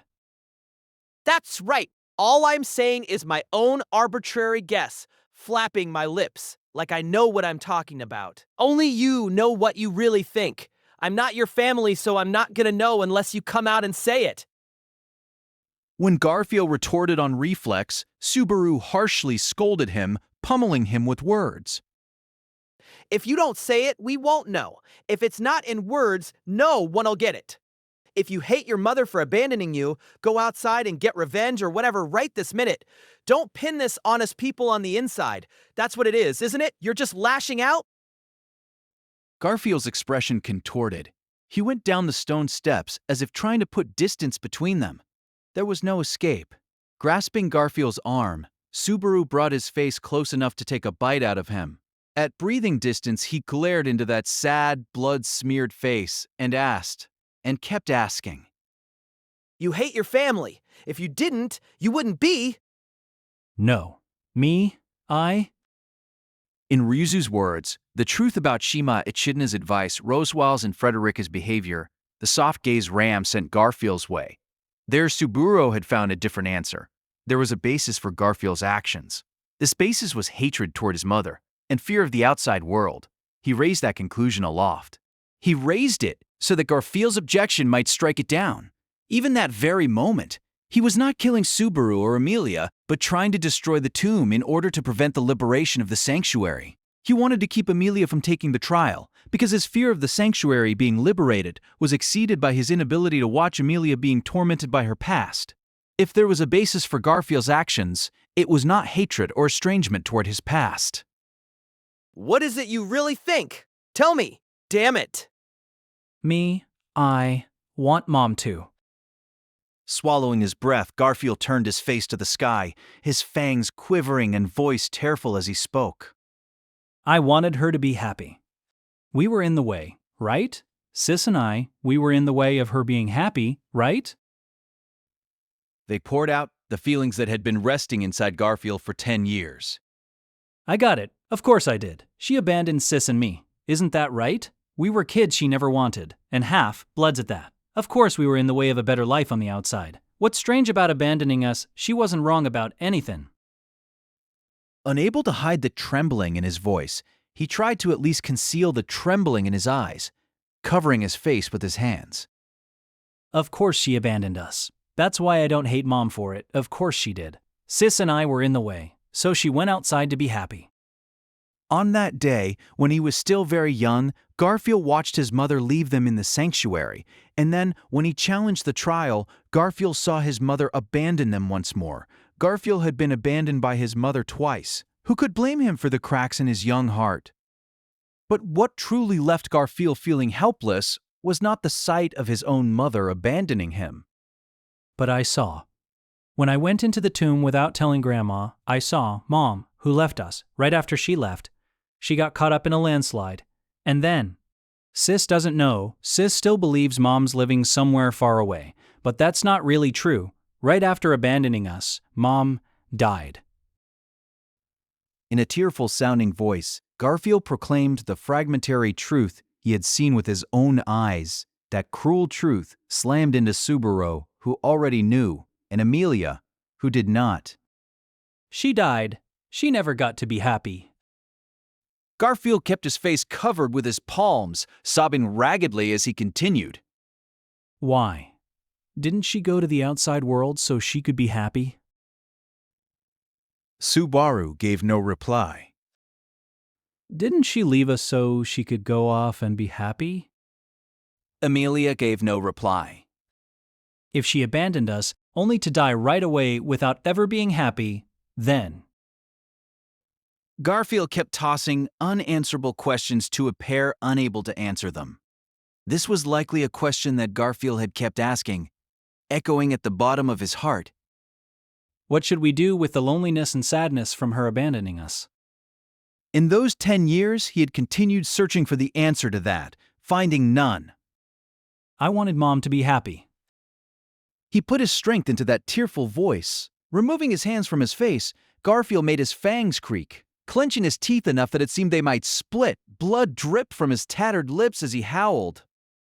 This sadness, the loneliness from being abandoned. I wanted to believe that if they made her happy, there was meaning to them. I wanted to make Mom hate me. His feelings for his mother had nowhere left to go. Garfield had shut his heart inside the sanctuary. With nothing left to slam them against, his ferocious emotions had kept on burning like a flame, consuming his soul as its fuel. Amid the flames of his smoldering heart, Garfield vowed to himself, I ain't letting anyone leave anymore. His voice was shaking. There was anger, sadness, and the vestiges of fierce emotions forming a fire that continued blazing that very moment. Just changing doesn't mean you can be happy. There's lots of people around who can't do anything like that. What are they supposed to do? Should they just become sacrifices and take on all the sadness so others can be happy? Are they all supposed to become changed like me and Sis? Garfield spread both arms wide, hoisting the sanctuary, isolated from the outside world, onto his own shoulders. Me, I'll protect. Powerfully pressing down with both feet, Garfield stopped howling, calmly stating his words. I'll protect. I'll protect everything as far as my hands can reach. Protect. Protect. I'll protect them. I won't lose anyone else. I won't let anyone go through what Mom had to. It was not anger that made Garfield's heart tremble. It was not sadness. 10 years' worth of resolve. 10 years' worth of determination. 10 years' worth of desires. It was these that infused Garfield's shout. I'll be the barrier. A real barrier that separates inside from out. Garfield! That's why. I'll protect everyone in the sanctuary. Protect Grandma. I'm the only one who can do it. I'm the only one who knows. I'm the only one who has to know. Spitting blood as he raised a mighty shout, Garfield made a great leap backward. Abandoning climbing the stone stairs, Garfield landed on all fours in the middle of the grassy field. With a shudder, every hair on his body stood up. Subaru understood what he intended to do like it was the back of his own hand. Subaru. It's all right, Amelia. When Amelia addressed him, Subaru nodded, heading down the stone stairs on his own, turning toward the grassy field. In that grassy field, dyed in the color of the setting sun, Subaru faced off against the gradually transforming Garfield. You ignorant, block-headed bastard. Garfield could no longer be stopped with words, so that only left one thing to do. I'll put you on your back and drive it into you. That you're a kind and really stupid jerk. Oh. A howling voice accompanied the ground cratering as Garfield, on all fours, transformed. His bones audibly creaked as his body swelled, and he bared his fangs as golden fur appeared all across his skin. Having turned into a ferocious, mindless beast for the purpose of killing Subaru Natsuki, Garfield roared. Gah! This was a decision to kill. Garfield deemed he had no choice but to kill Subaru. Subaru could not be stopped short of killing him. The last 10 years had left Garfield unable to sheathe his fangs. Hence, Garfield transformed as a last resort for the sake of taking a life, turning into a mindless beast so that he would not avert his eyes at the critical moment. But that's your mistake, Garfield. Not wanting to slay his foe, to thrust his claws through his opponent, was kindness. The decision to use his body to protect the hearts of those around him, to protect the sanctuary, was kindness. But making excuses for supposedly unclouded wishes and feelings in order to kill someone who couldn't be left alive, averting his eyes to his own actions and going as far as to stop thinking at all, that was not kindness. It was weakness, and Subaru Natsuki did not hesitate to take advantage of that weakness. I'm counting on you, body of mine. Don't break down on me when we're inside the ring. The transfigured Garfield bent all four limbs, widening his fangs as if to bite Subaru with them. Instantly, Subaru pictured a gate above his navel that was connected to the very center of his body and chanted, Shamalak! Just before the great tiger leaped forth, Subaru shouted with all his spirit, and the world shouted back. An incomprehensible darkness explosively spewed forth, swallowing the fiendish beast, who was extending his sharp claws whole. Those claws, which should surely have shaved away Subaru's life, never reached their target. The fiendish beast's bloodlust was erased somewhere in that abyss. The next moment, Subaru realized that a fateful impact had destroyed something in the deepest part of his body. He'd abused the gate he'd been told not to use.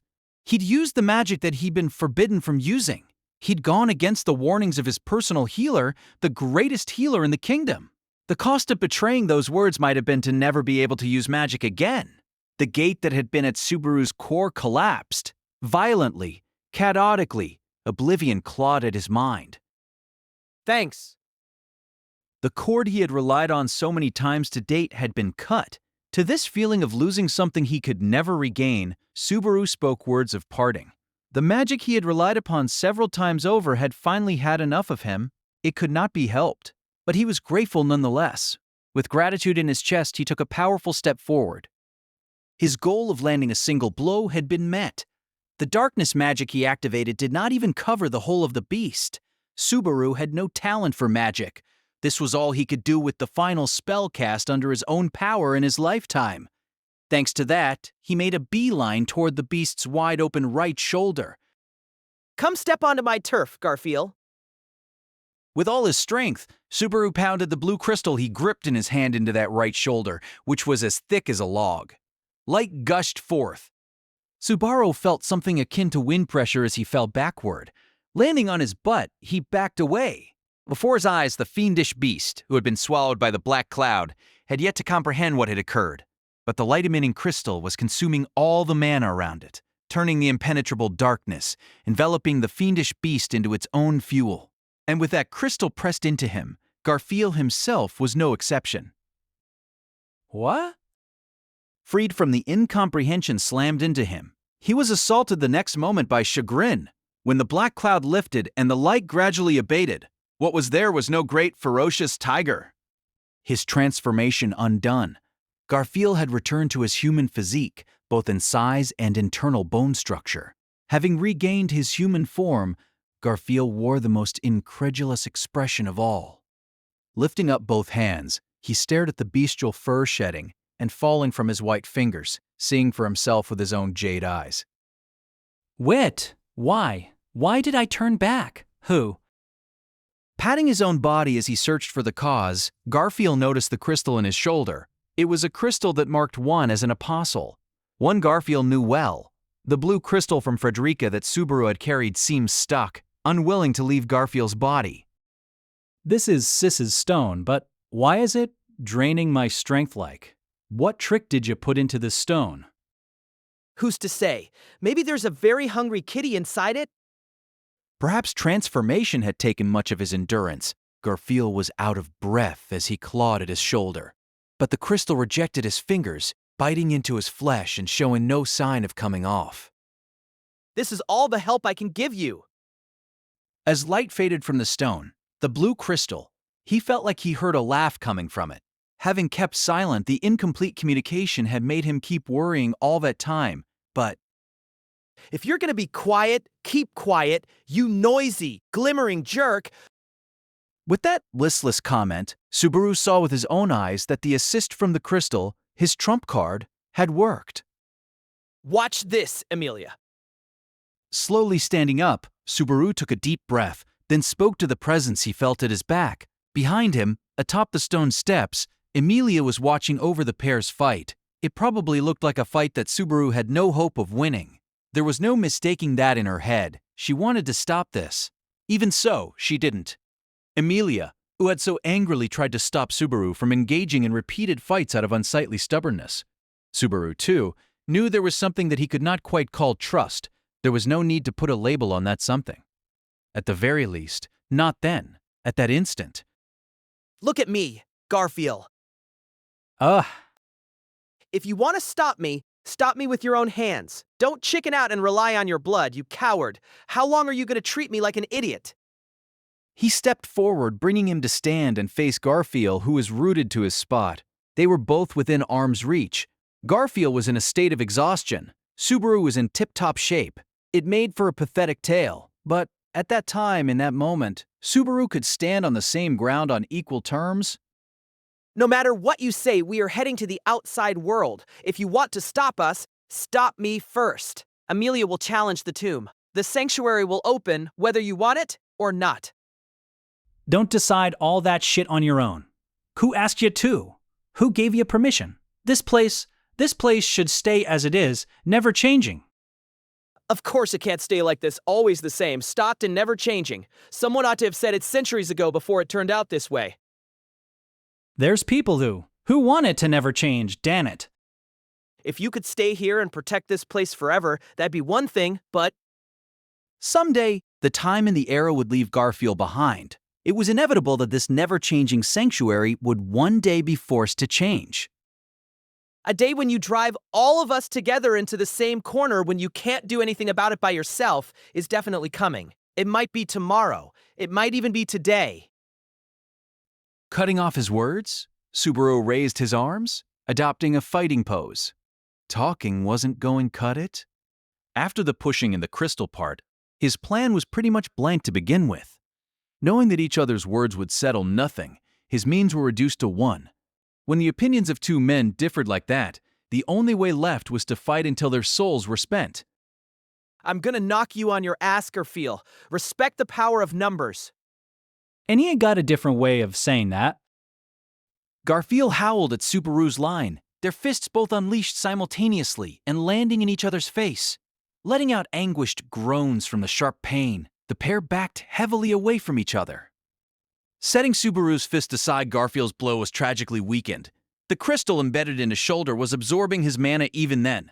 Thanks to its aid, they were able to have a good, honest fistfight. If not for Otto, for Ram, for the crystal, for Puck, Subaru could not have climbed onto that stage. Thanks to them, I'm managing to make this a phi.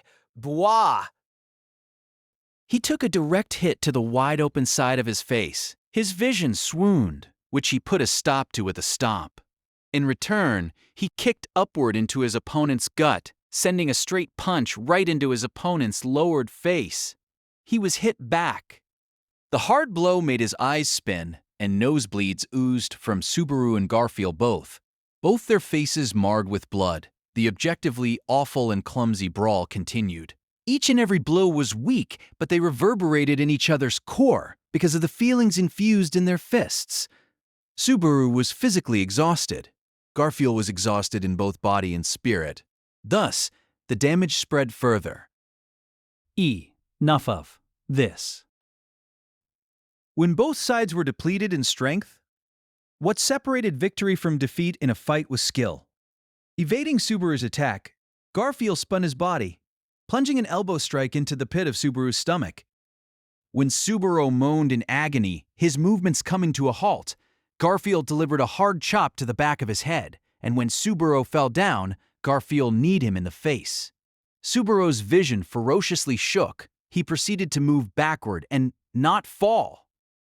You still, just sleep already. Give up, and I'll end this. Don't make me look uncool in front of my girl. Not giving up makes me look way better than giving up, damn it. If you're a man, let me look cool, you stupid jerk. Garfield probably hadn't been able to look good in front of Ram, the girl he longed for, not even once. Snorting out the blood blocking his nose, Subaru put a smile on his awful-looking face. His expression made Garfield swallow his breath, from which Subaru understood how creepy he must have looked. Subaru felt like praising Garfield's strength. You've done well coming this far. Simultaneously, Subaru felt sadness about his strength. Why did you push it this far? There was a future coming that Garfield could not change, no matter how stubbornly or valiantly he fought. Perhaps by telling him about the future assault on the sanctuary, Subaru might have been able to move Garfield off that spot. But that would not settle the issue within him. Even if his body moved for a time, his heart would remain in the same place. Garfield would ignore all those watching over him, all those extending a hand toward him, and continue to cower grieving for his dead mother. Take a good look, Garfield. There's no wall here for you to be afraid of. There is a wall. There is for me. An absolute wall, separating inside from outside for me, Grandma, and all the others. We are standing still. We are shut in. It's over for us. Don't you dare go and say it's over. Don't you dare lose hope. In anger, Garfield lamented that by giving up, his own future was closed, finished. Something burned inside Subaru's chest. Amid that war of fists, amid that war of words, nothing made sense anymore. Something was wriggling around inside his belly. His gate was dead. He could use magic no more. Then what, in the deepest part of his body, was beginning to assert its existence that very moment? No matter when, no matter the time, if you want to do something, if you want to change, when you think it, that's your starting line, damn it. When you're frustrated with nothing left, immersed in resignation, stopping your feet, clutching your knees, and cowering. When you're despondent toward yourself, disappointed with others, despairing from feelings of loneliness by being abandoned by those precious to you. When someone says lift up your face and walk forward again, who the hell replies, why don't you just give up?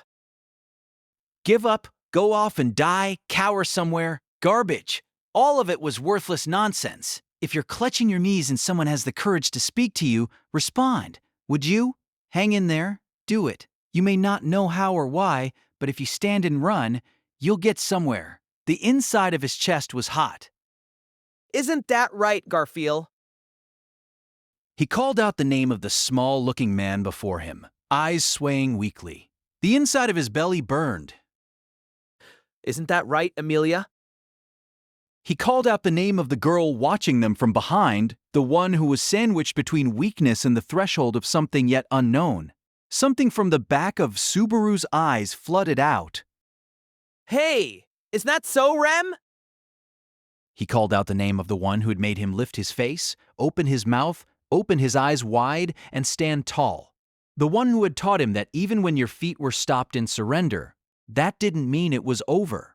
Subaru Natsuki desperately wished for the power she had given him, then to somehow reach all the others. A power that was not Subaru's wriggled inside his body, making its first cry of birth, as if to bless its arrival, as if to celebrate its birth. Damn it all. Once more, Garfield swung his claw upward. It was no longer with words, but with actions that Garfield denied all that Subaru claimed. Lacking anything else to say, unable to give up on his feelings, Garfield had no other option.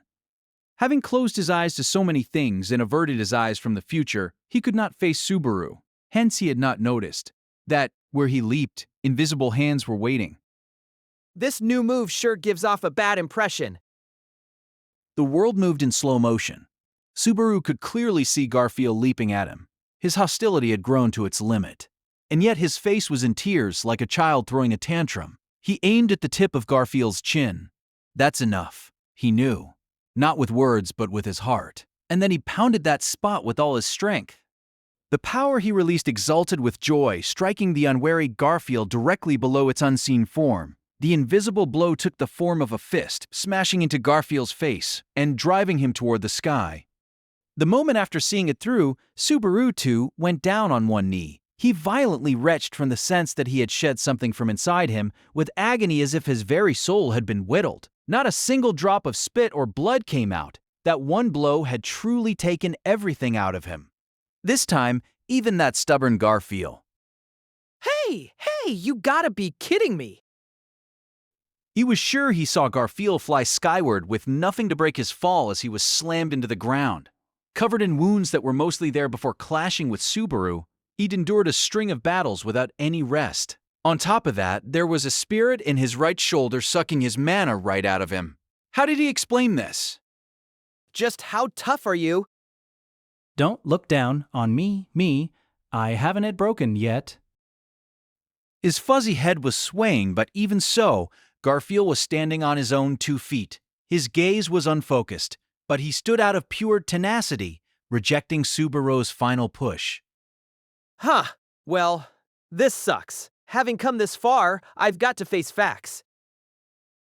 Subaru had exhausted all his schemes, played his one trump card, and even used a hidden trick that had suddenly sprouted up. Even with Otto and Ram's valiant fighting, Puck's assistance, and all the rest, he had still been unable to defeat Garfield. Garfield was strong.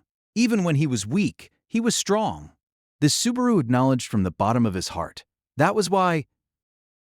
With wobbly footsteps, Garfield walked forward as Subaru rested on his knees. Garfield was at his limit, but so was Subaru. His consciousness probably could not sustain even one blow, no matter how little strength was behind it. Accordingly, Garfield poured his entire nervous system into his claws, intent on beating Subaru with them. That was why Garfield never noticed the approaching sound or the shaking of the ground. The final blow that would drive Garfield to defeat. This is the end for ya. His announcement of the final blow was blotted out by the piercing neigh of a slender and tall land dragon, shaking the ground. The charging, jet-black land dragon heartily slammed into Garfield, sending him hurtling into the air. The blow, which carried his entire body away, made Garfield's eyes roll back, his body thrust away as if he weighed no more than a pebble. He bounced on the ground twice, then a third time, ending in a sprawl. This time, he did not move a muscle. Upon seeing this, the leading actress who had delivered the final blow looked toward the sky, letting out a roar. How about that, Garfield? Standing beside Patlash, loudly taking pride in her victory, Subaru spoke to Garfield, who was prone upon the ground, in a voice so raspy he couldn't even tell if it was really him that was talking. Both had used up all their strength and played every card they had in their hands. What was the decisive thing that separated victory from defeat? It was simple. The powerful Garfield had fought alone. The weak Subaru had not. Like I said, the power of numbers. There's other ways of saying that. Damn it.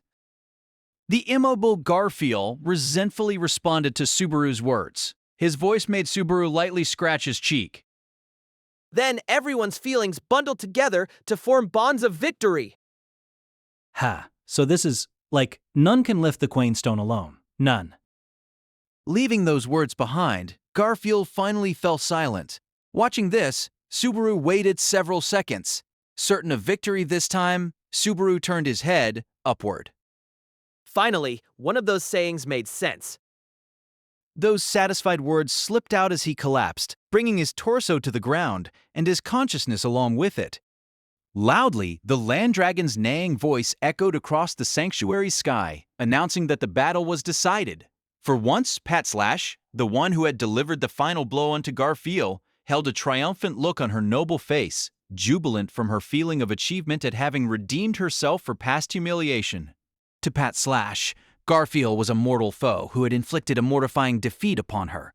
On the initial day of their arrival in the sanctuary, Patlash, who was pulling the carriage, fought Garfield, who had come to capture the intruders that had crossed the barrier. Though she did her best to protect Subaru, she had lost.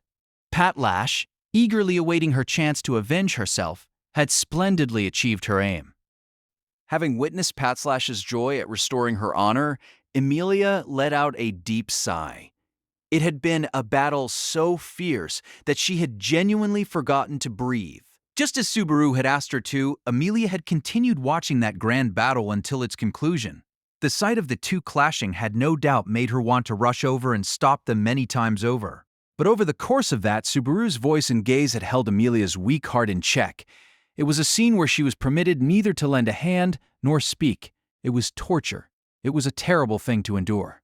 Yet it was a scene where the one thing she could not do was to avert her eyes. The scene, the pair's argument, and the pair's clash made something burn inside her chest.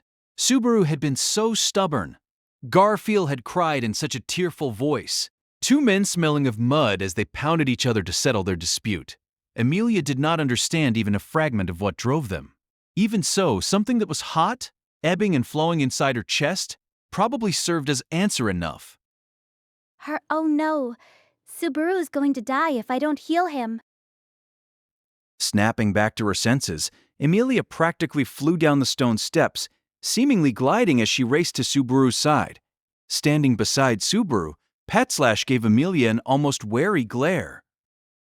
You don't need to make a worried face like that. It's all right. Without Puck, my control is a little shaky, but I can borrow the power of minor spirits for something like simple healing. So... As she said this, the minor spirits of which Emilia spoke gave off a pale glow as they lent her their strength. Soft light enveloped Subaru and Garfield and began to slowly heal their wounds. Subaru's pained expression softened bit by tiny bit. Making a thin smile at the sight, Emilia gently brought his head onto her lap. Somehow, lending Subaru her lap like this had become a very familiar development, even though she would have much preferred fewer opportunities to give an injured Subaru her lap pillow. When you wake up, there are so many things I really need to ask you, so... But perhaps the thing she wanted to say to him numbered more just then. As she murmured, Emilia gently combed through Subaru's hair as he slept with the face of a child. Subaru grimaced for a moment. Then his lips truly slackened. It was soon after that Otto met up with them, carrying Ram upon his back. Deep inside the being known as himself, something set down roots, asserting its own existence.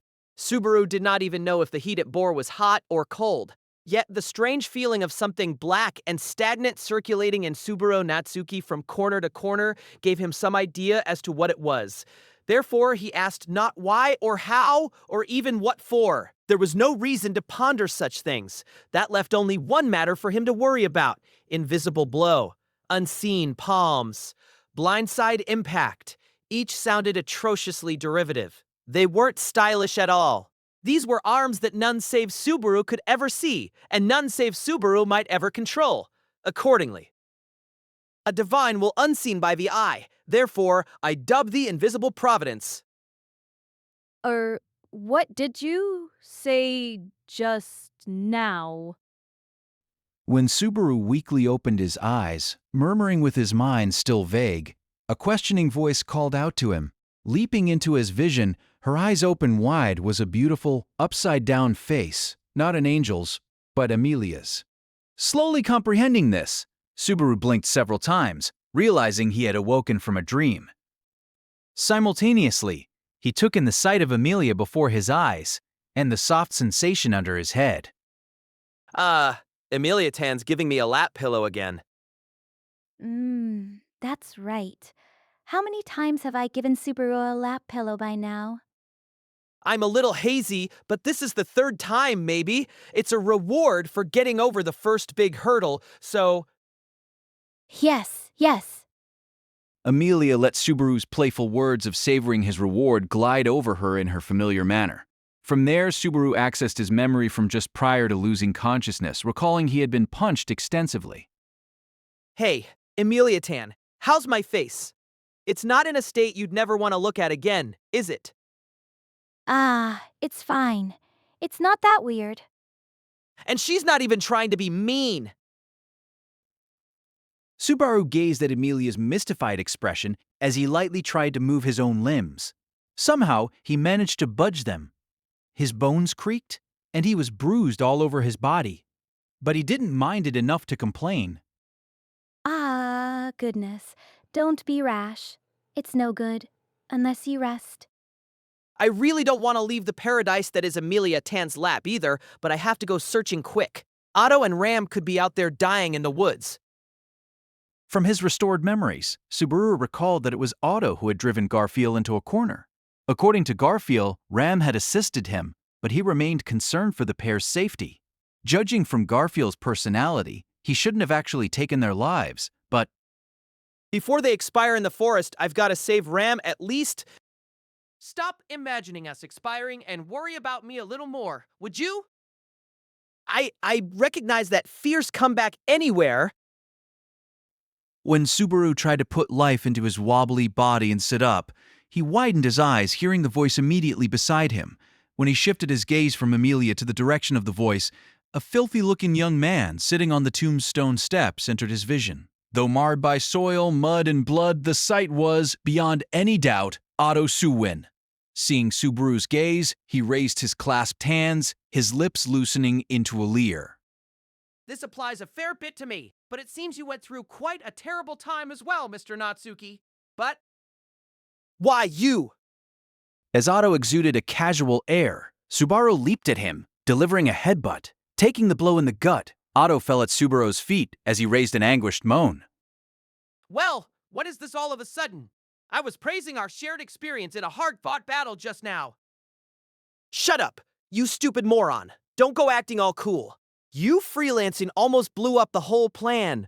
But without your assist, I wouldn't have been able to nail Garfield either, so it's not like I don't feel grateful, okay?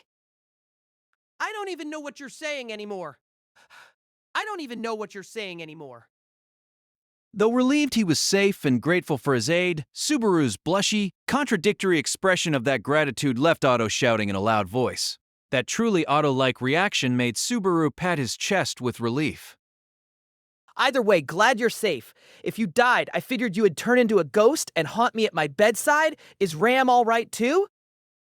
Yes, though my liver went cold when I awoke and found Ram lying on the ground. I was quite relieved to find her state was not as bad as it looked. If anything, the poison she spewed after I carried her on my back was worse. She talks super strict to anyone but the people closest to her. How'd you convince her anyway? One of the conditions for her cooperation was that I would not to speak about it to you, Mr. Natsuki. Covering his mouth with both hands, Otto's demeanor made it clear he had no intention of explaining further. To be blunt, it was probably futile to try and make Otto spill the beans. Not that he had a chance even if he wanted to. Surely such a sensible human being wouldn't be foolish enough to risk his life to go along with Subaru's crazy demands. Damn it. Oh, what did you punch me for just now? He's hiding his embarrassment, Otto. That's all. Amelia smiled as she joined Subaru in Otto's exchange. Then Subaru saw Patlash, who, at some point, had come to Amelia's side.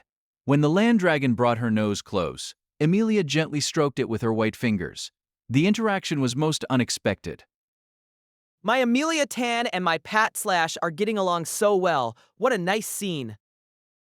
Don't say stupid things.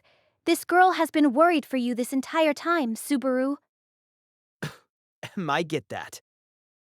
Subaru smiled wryly at Amelia's scolding, walking close to Patslash on his own 2 feet. Then he reached a hand out to her black scales to give her some gratitude-infused petting. However, Wow, why?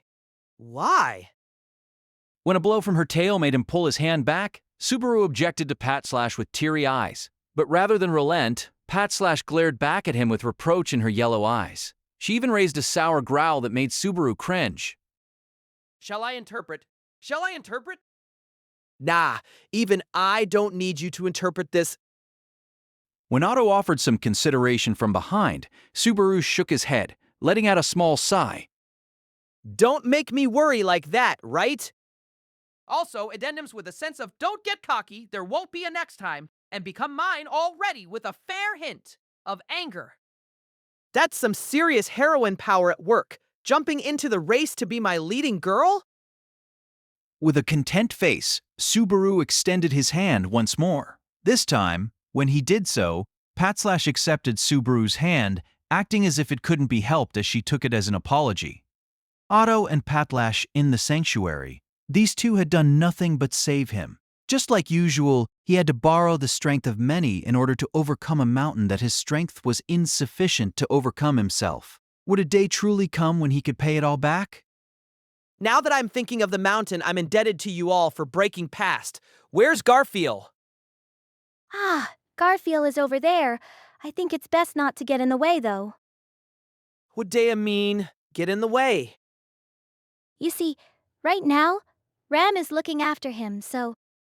Garth, are you awake? The first thing he saw when he awoke was a girl's lovely face. He felt conflicted.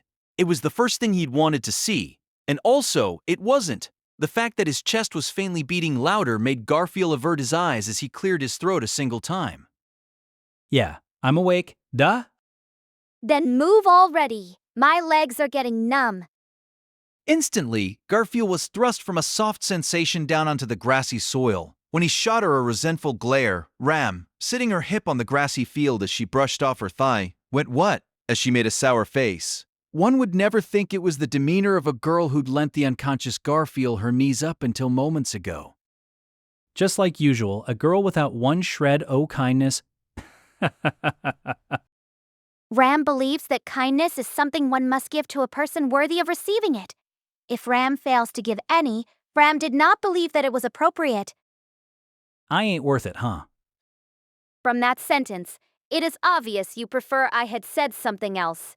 This is why you and Barusu are both hopeless. You must be smoother than that if you wish to hear a girl's true thoughts.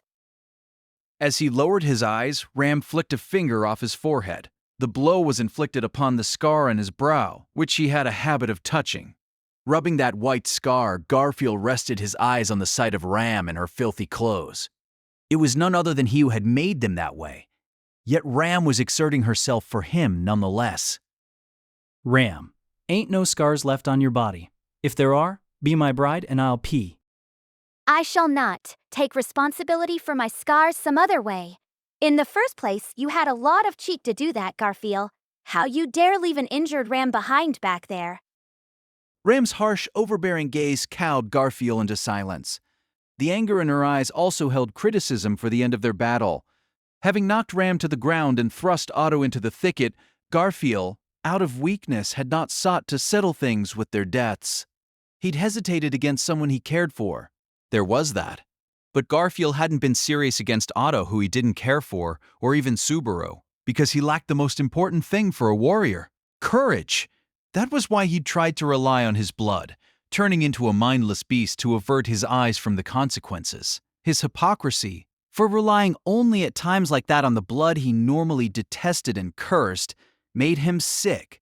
How could Garfield protect the sanctuary with one deceit piled upon another? Garf, you're an idiot, so thinking about it is useless. What? I am not saying to turn into a beast and abandon all logic. I am saying that transforming makes you even stupider than when you try to think. It is far better to fight thinking of nothing with a completely empty head. As Garfield sat cross-legged on the ground, the irritated Ram's assertion made his eyes bulge in astonishment. It was better to say that Ram, the victor, was gazing down upon Garfield, the vanquished. He didn't mind her talking like that, but was it really necessary to speak to Garfield about things that might lie ahead? After all, he was the vanquished. A suitable punishment was sure to be forthcoming. Watch out next time. After all, you will be fighting for Ram and Amelia hereafter. What? At a juncture where he expected her to pass judgment on him, Ram's words shook him to his core. Garfield's face reddened. He clacked his sharp fangs as he digested the statement. Stop messing with me. After doing all this, being your enemy, stomping all over what you people think you're saying you forgive me, and take me as one of your own. Don't be absurd. I'm saying you need to work for it because we don't forgive you. You cannot beg for forgiveness without offering something in return, can you? Ram won, and Garf lost. Be a good boy and do as I say. This is so messed up. Hopping to his feet, Garfield stomped his heel against the ground. Instantly, his body wobbled, but his wounds were largely healed. He tightly clenched a fist. I accept that I lost. But acceptin' and yieldin' are two different things. Me, I'm in fightin' shape even now. If you want to do things I don't want, you should have just killed me. If you want to pick up where we left off, right? Enough whimpering. It should have been an angry, awe-inspiring shout, but one rebuke from Ram laid Garfield's efforts to waste. Her pink eyes looked upward. The raw intimidation in them made Garfield draw in his breath. You lost, didn't you, loser cat Garf? Just how long do you intend to dawdle and look pathetic in front of the girl you like? The instant you lost, you went from blaming others to blaming yourself, pointing your fangs inside instead of outside. That's all, isn't it? So stupid. The barrage of words hit the bullseye so accurately, Garfield's words caught in his throat.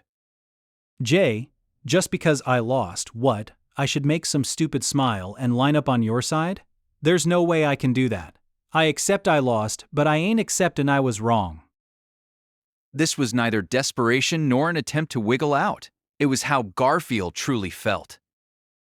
Yeah, that's right. I accept I lost. Losing cause of numbers ain't no excuse. But me, I don't think I was wrong.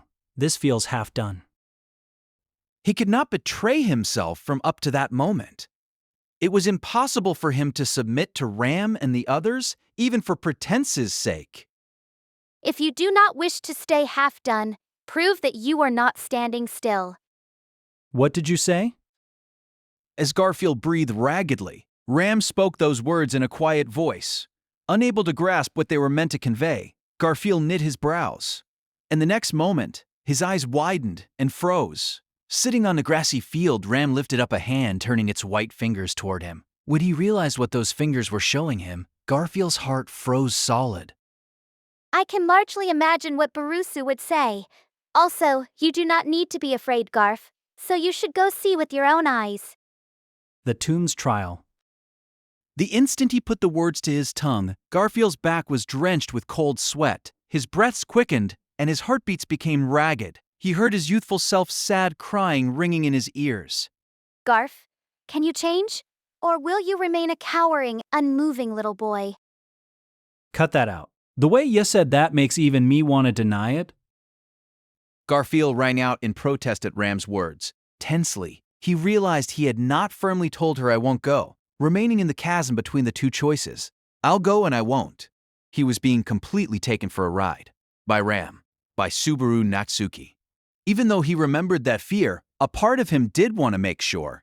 His body was stiff with fright. His body was letting out wails of rejection, and his soul howled fiercely. Even as he spat blood, Subaru had stood before Garfield and shouted what he believed, namely, that he needed to find out if he could win against himself on that day of his childhood or not.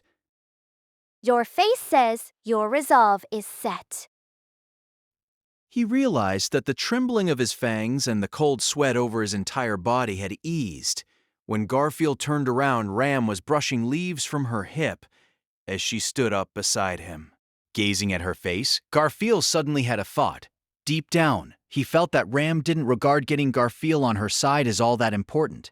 Why then had Ram cooperated with Subaru and the others and scolded him then and there? Wasn't Ram simply putting her foot on her childhood friend's back to give him a push?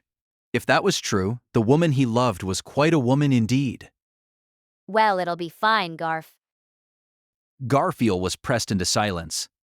Taking that silence as unease, Ram, for once, spoke with a warm tone of voice as she peered at Garfield, giving his bare shoulder a light pat. If you see something scary enough to make you cry, Ram will console you. A favor to an old acquaintance. When he entered the tomb for the first time in 10 years, the air was as stagnant as the last time. Passing through the cramped stonework corridor and walking amid a cool wind, Garfield grimaced at the scent of settled dust in his nostrils as he advanced toward the back to the sound of his own bare feet. Don't want to stay long in this place? Garfield murmured as, within his chest, the sound of his heartbeats gradually sped up. Go to the back, and the trial was there. As a half-blood, Garfield held the qualification to challenge it. As night came, the tomb's lighting came on, as if to welcome its challenger. Go to the back, and the trial was there. So too, The past that had inflicted an indelible wound on him in his childhood. Go to the back, and the trial was there. Would touching it one more time change anything? Pathetic. That's what I came all this way here to find out, damn it. Dwelling on that sound logic, he scorned the timidity of his own heart. He'd been angrily yelled at by Ram, beaten to a pulp and treated as a tiny fool before yielding like a little girl. He hadn't wanted to realize or understand just how cowardly he truly was. Then and there, it was within his power to destroy the tomb's corridor, rendering everything else moot. The recuperative power of the blessing of Earth Spirit was extraordinary. Already, he had regained enough strength to destroy the tomb. Ram and the others waiting outside had no means of stopping him. He could spoil the results of such an agonizing battle, rendering it all for naught. Hadn't she and the others realized that much? Damn it all. Of course they had. Setting aside Amelia, who knew too little about doubting people, and Otto, who was short of a few important components, there was no way the highly observant Ram or the very calculating Subaru would fail to see that possibility. In other words, they firmly believed that Garfield would not destroy the tomb. Perhaps they thought he was too chicken to do it, or perhaps they trusted him. The answer to that question, too, likely lay beyond the moment he overcame the trial. In all bluntness, Garfield had kept inside the sanctuary, worrying about everything with his woefully insufficient head. In only a few days, 10 years of that had been turned on its head. He never dreamed his own feet would carry him to the tombstone room once more. He arrived at the innermost chamber, a stonework room enveloped by a faint blue light. Having visited this place after 10 years, Garfield crossed his arms, sensing that something was off. Something gave off some kind of strange impression. A difference in the stone room entered his keen nocturnal vision. Garfield squinted his eyes at this. First, face your past. That instant, his vision swayed, and something indistinct covered his thoughts. The past was coming. One might call it a mysterious feeling to awaken within a dream. Crinkling his nose, Garfield slowly stood up and surveyed his surroundings. What flew into his vision was a most familiar forest, but compared with the scenery Garfield knew, this forest was over 10 years younger. Garfield, who was in contact with the forest on a daily basis, knew as much. This was the past. The trial had begun, and he was in the sanctuary of 10 years past. No doubt in it now, huh? Clenching a fist, Garfield let the words trickle out as he made a bitter face. It was obvious that this was the past. It was expressed more eloquently than any words, more obviously than seeing how the trees were young again. And it was thanks to the scene spread immediately before Garfield's eyes. It was a scene of 3 women exchanging words in a place close to the sanctuary's barrier. One had youthful features with long pink hair, Ryuzu. Another was 10 years of age, give or take, and she was a girl with delicate, silky, beautiful golden hair. His older sister, Frederica. And standing facing the two of them was a woman with golden hair in a triple braid, her eyes downcast with a gentle look on her face. She was holding a young child against her chest. Mom. The sight of his mother and Garfield's younger self made a weak voice trickle out of his throat. However, the tiny voice with which he called his mother did not reach, failing to affect the scene in any way. Of course it didn't. No one could change or interfere with the past.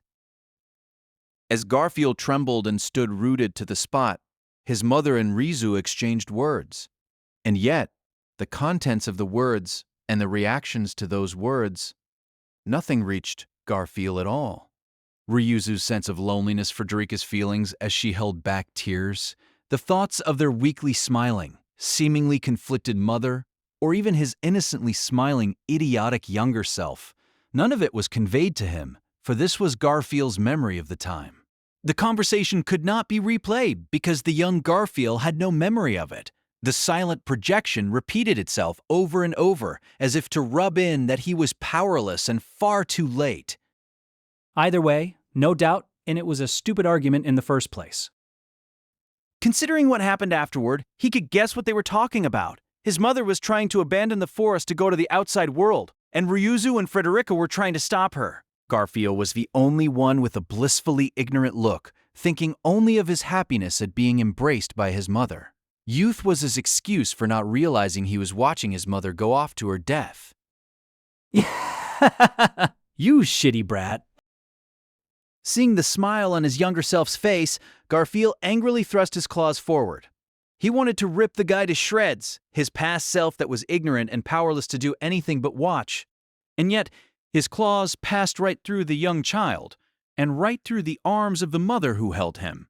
He stomped the ground, trying to send it flying as if to kill off his past. The blessing did not activate. He could not interfere with the past. That was the absolute rule of the trial. Then why? Why show me this scene, damn it? What trial? What past? What witch of greed testing ground? Nothing changed. Nothing could change. His mother was dead. He was weak, able to save nothing. Nothing. Was that just how it was? Was this all there was to the world? Was the trial there to teach him that? He went down on one knee. The actresses playing out the tragedy of the past did not notice Garfield kneeling. He'd come to gaze directly at his never-ending regrets, digging into his wound from 10 years prior and making it bleed. Was this fine? Was this to be the conclusion of his challenging the trial after being kicked around by the girl he yearned for? No. He clenched his teeth so much that they creaked. Glaring at the soil, Garfield's desires trickled out from his lips. No, no, no, no, no. He would not have it end like this. After all, Garfield had hoped that something would change, that something would change him. He knew it was convenient talk, but Garfield had hoped. Having held for 10 years that never changing was right, he'd hoped for a change, for turning over a new leaf. After all, a powerless man had shouted it to him. A man strong enough to defeat even him had shouted. The past, the barrier, the sanctuary, his family, just like them. He stood still, never changing. Yet, even though he stood still, never changing, it wasn't over. The guy said it, didn't he? If he wished I want to start, he was free to start again. Then, abruptly, as Garfield leaned down, a familiar voice struck his ears. However, by rights, it was a voice he should not have heard. It was a voice from the past, one that surely could not reach him. Words were exchanged between family he was used to hearing from, and family he was not. Ryuzu wore a grudging look as his mother spoke to her. For as long as he could remember, it was the first time he had heard his mother's voice. Drawing in his breath, Garfield's thoughts were stolen what was unfolding. Gazing lovingly at the Garfield in her arms, his mother gently rocked his body. Gazing up at that same mother, Frederica grasped the hem of her skirt and wrung out her voice. Lonely as she felt, Frederica was dutifully seeing their mother off. For the first time, Garfield learned that his older sister had agreed with his mother leaving the sanctuary. For her part, Ryuzu embraced the trembling Frederica's shoulders, respecting her will. Their mother took off the 2 necklaces that hung from her own neck. Both of them had blue, inlaid crystals hanging from them. It had nothing to do with qualifications as an apostle or anything of the sort. She simply wore them because they were pretty. And because she loved pretty things, she handed them to her adorable son and daughter as gifts. That was all it was. That was all it took for Garfield to never ever let go of his stone. As she addressed him, Garfield's mother lifted up the necklace and smiled toward him. His mother's resolve unbeknownst to him, the little child innocently smiled. His mother gently kissed him on his forehead. She'd kissed him on the same part of his forehead where his scar now was. Her eyes were filled with kindness and love, her words overflowing with sympathy. Then, finally, she handed the young Garfield over to Ryuzu. Firmly embracing Garfield's body, Ryuzu nodded and smiled to his mother. From there, his mother and Frederica embraced each other. She kissed her beloved daughter's forehead in the same manner she had her son's. Garfield slumped to the ground, gazing at that in a daze. what was happening? What was this scene? Whose memory was this? The trial of the past he'd seen 10 years prior when he knew nothing about anything was more irredeemable than this, wasn't it? It was a memory of despair that bit into his very flesh, wasn't it? After all, his own mother had abandoned him and his older sister, leaving in search of her own happiness, hadn't she? She cast away the lives that inconvenienced hers, walking toward a life of her own. Now everything had turned on its head, wasn't it? Reflexively, Garfield lifted his face toward the voice that was directed toward him just then. It was his young, older sister who had spoken to the kneeling Garfield, staring at him with the same jade eyes as his. The past that Garfield could supposedly never interfere with was staring right through him. The world had come to a halt. So too, his mother, Ryuzu, and his younger self. That left only his older sister and the current him. In that stopped world, his older sister inclined her head, posing Garfield a question. Dee, don't mess with me like this. What's up with telling me she loved me? What are you trying to do, too? The young Frederica spoke to Garfield, whose voice was caught, as if pitying him. The difference in their heights was literally that of an Avernacia. ReZero, starting life in another world by Tappy Nagatsuki, casted Six-Tail Novel. Please subscribe to our channel. Adult compared with a child. And yet, regardless of his sister's physical height, she mercilessly showered words onto her troublesome younger brother. If you think love goes only one way, you can justify your own scars. You're wrong! If you come to know you both love and are loved, that leaves you unable to justify your choice to remain in the sanctuary, does it not? No! No! No! You don't even know nothing about what happened to Mom next! How could I not know? Garfield, shouting as he gave in to anger, instantly lost his voice as if impaled by ice. Frederica hardened her young cheeks, her expression holding back tears as she stared at Garfield. What was his big sister telling him that moment? Was she saying she knew? Of course I would know. If Mother was visited by misfortune immediately after distancing herself from the sanctuary, of course I would not fail to hear of it. Then why? Surely you understand why I would not tell you that at such a young age. Garf, you are not a child anymore, so... Frederica knew what had happened to his mother. Ryuzu and the other residents likely knew as well. Only the young Garfield, persistent in his youthful ways, did not know. If he had not seen it in the tomb's trial, he likely still would not know, even to that very moment. Really, you remembered that Mother loved you, didn't you? Garfield had become obstinate in order to trample many feelings underfoot. Your forehead wound. You did that to yourself so you could forget Mother's kiss, to act like it never happened, didn't you? The white scar on his forehead, a wound he did not have when his mother held his younger self. The wound had happened in the immediate aftermath of his first trial. Knowing his mother had died, Garfield fell into a panic, bashing his head against both wall and floor to carve an indelible wound. His wound was his proof of innocence. It allowed him to forget and distort his mother's feelings and so feel sorry for himself. The past is ending, isn't it? Before he realized it, the contours of the world of the past were growing indistinct, gradually losing their shape. The past was ending. Did the end of his visit to the trial mean some kind of results had been achieved? Wait. Please, wait. But that moment, it was all the same to him. All he wished from the vanishing, collapsing world was for his slowly fading mother, Ryuzu's and his young older sister, not to go. What should I do? Goodness, must you rely on a tiny older sister like me to arrive at an answer? I know it's pathetic. But, sis, you're the only one I can count on. Hey, tell me, sis, why'd you go outside? Should I go outside? Should I go outside, T? Garf, what do you want to do? Frederica interrupted her pathetic younger brother who wanted to hold her hand. For a second, Garfield was at a loss for words. He wasn't talking about what he wanted to do. That moment, he wanted to hear a response, a compass needle pointing to what he should want to do. Garf, what do you want to do?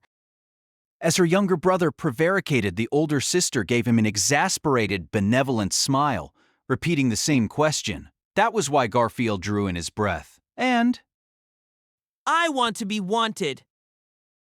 Who do you want to want you?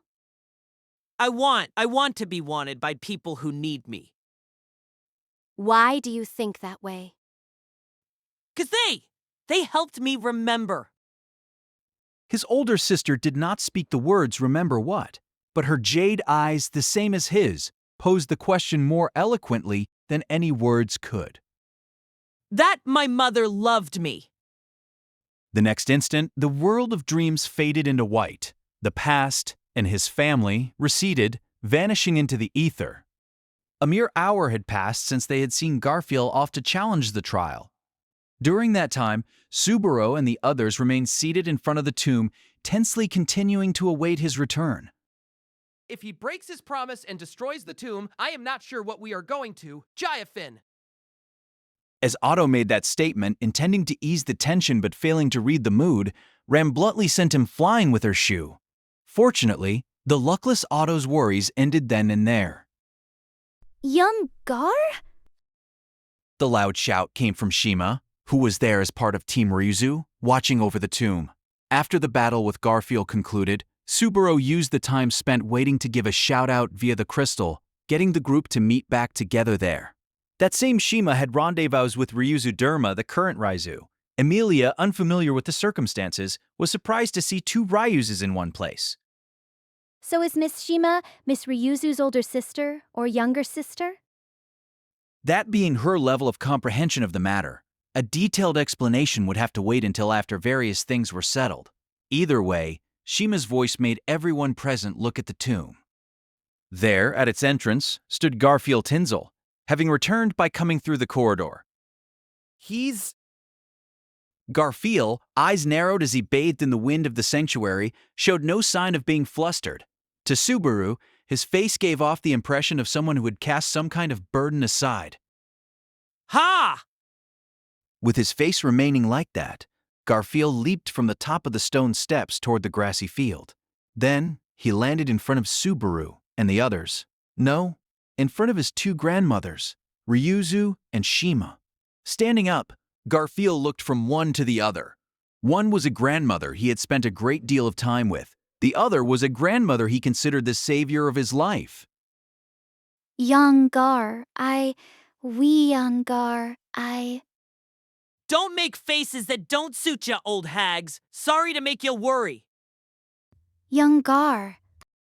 Still, I gotta say, I'm used to different old hags with the same face standing next to the others, but I sure ain't used to the same two old hags standing next to each other. As the grandmothers stood side by side, Garfield spoke quite bluntly as he simultaneously put his hands on both their heads. His hands made both Ryuzu and Shima go stiff. However, with faces ready to break into tears, they accepted his hands nonetheless. Their family relationship was a complicated one. That was particularly true because the first four, all the Ryuzus, were one and the same grandmother from Garfield's perspective.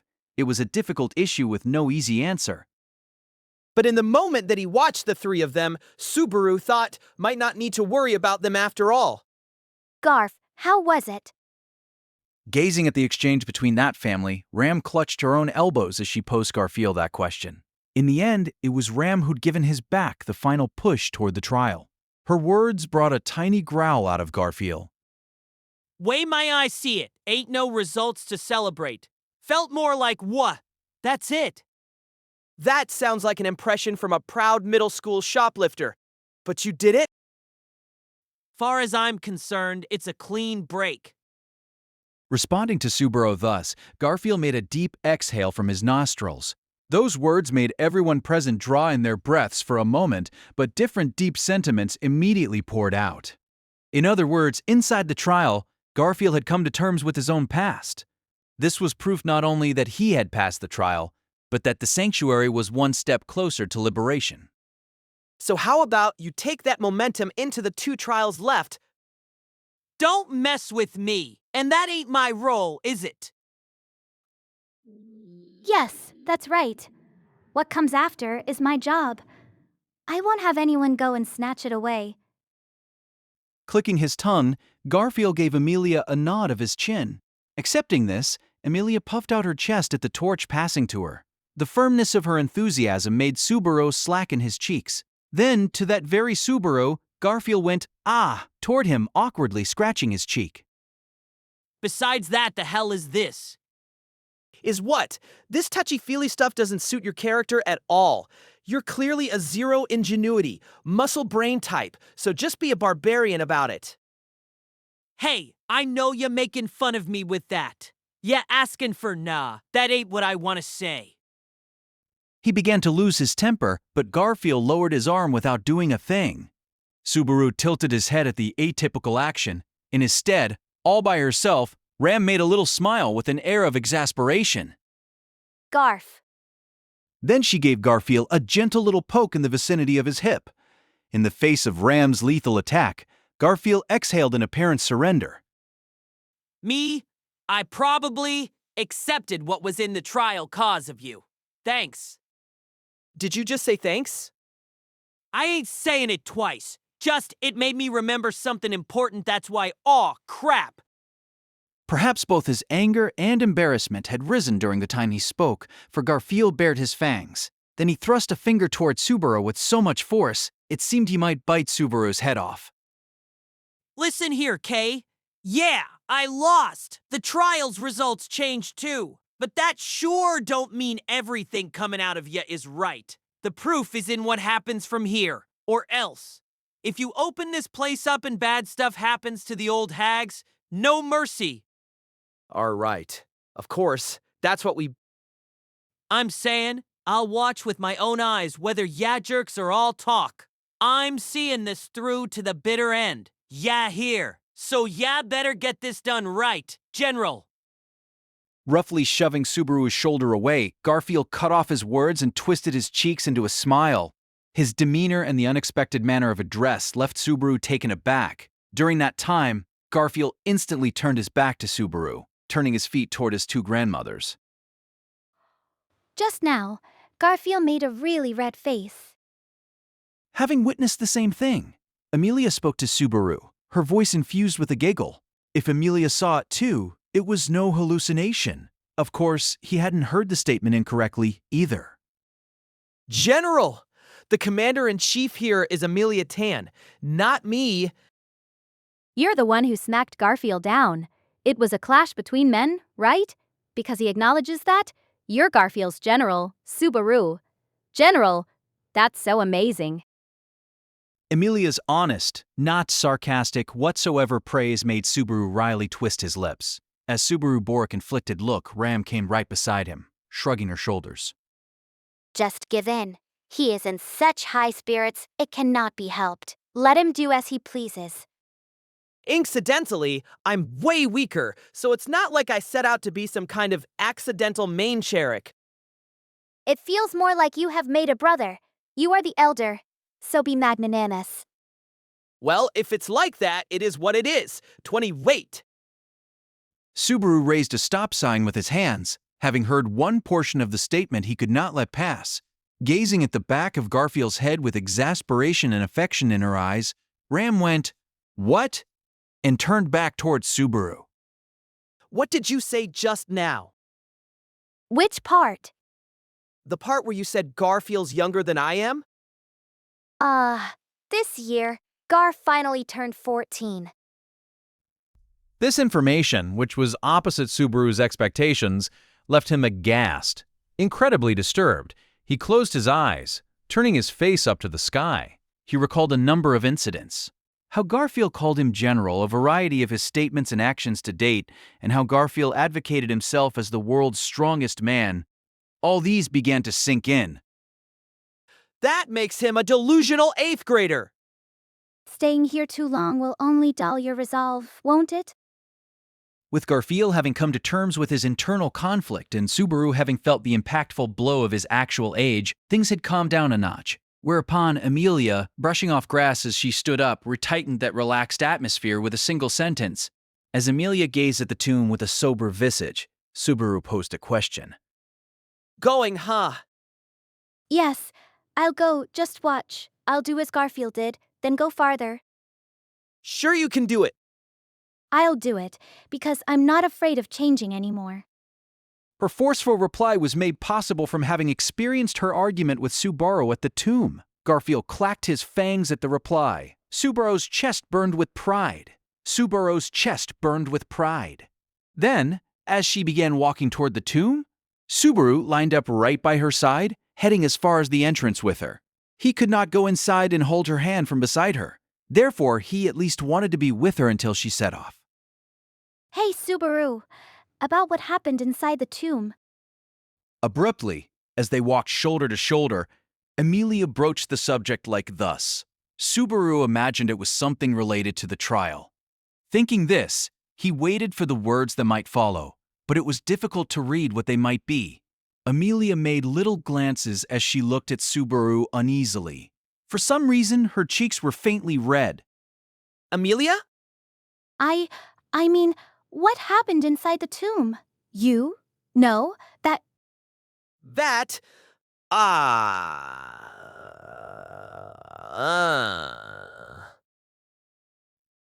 Amelia's slightly anger-tinged words made Subaru's face redden as he recalled the preceding events. The grand developments that followed had washed away the initial momentum, but now that he thought back to that moment, he'd incredibly brash, enough to spontaneously set him on fire from the face down. He came to belatedly realize that having stolen her lips, practically biting them in the process, was a pretty big deal. Inside, Subaru, you and I, you know. Yeah, we did. I mean, I think it'll be really rough from here. But this is important.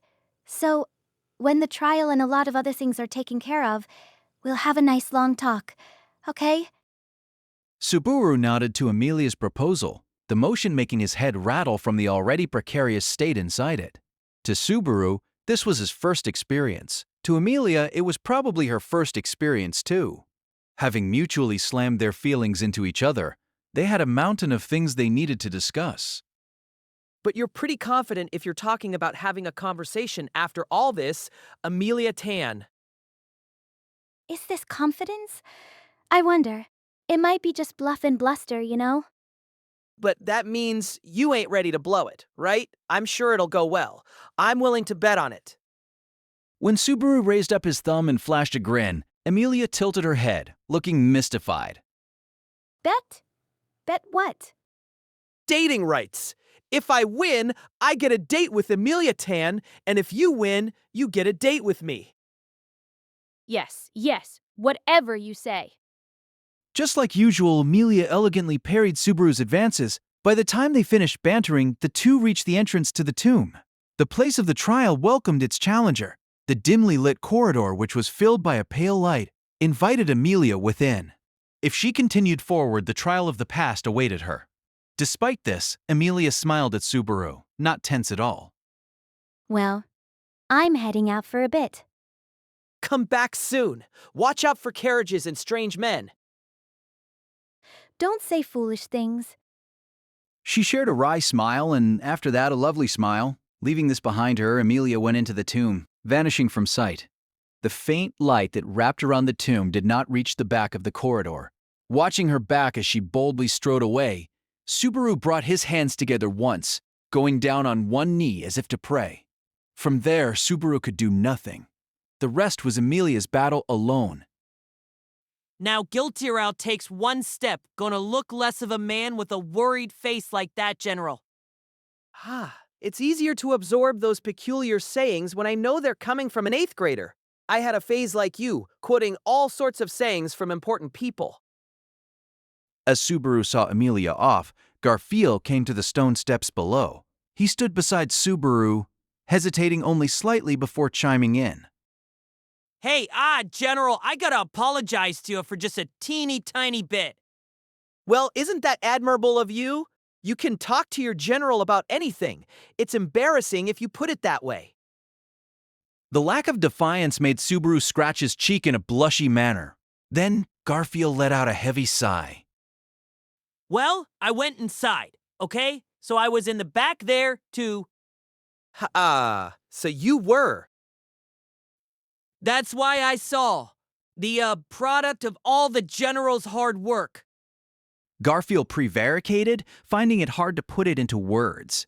Subaru, not grasping what he was trying to say, made a questioning look, but he immediately realized it. He had a guess.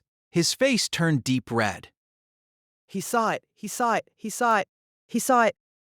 And no! I For Goot. I mean, I didn't expect you to actually go into the tomb yourself, so if you went in, you triple A. Ah.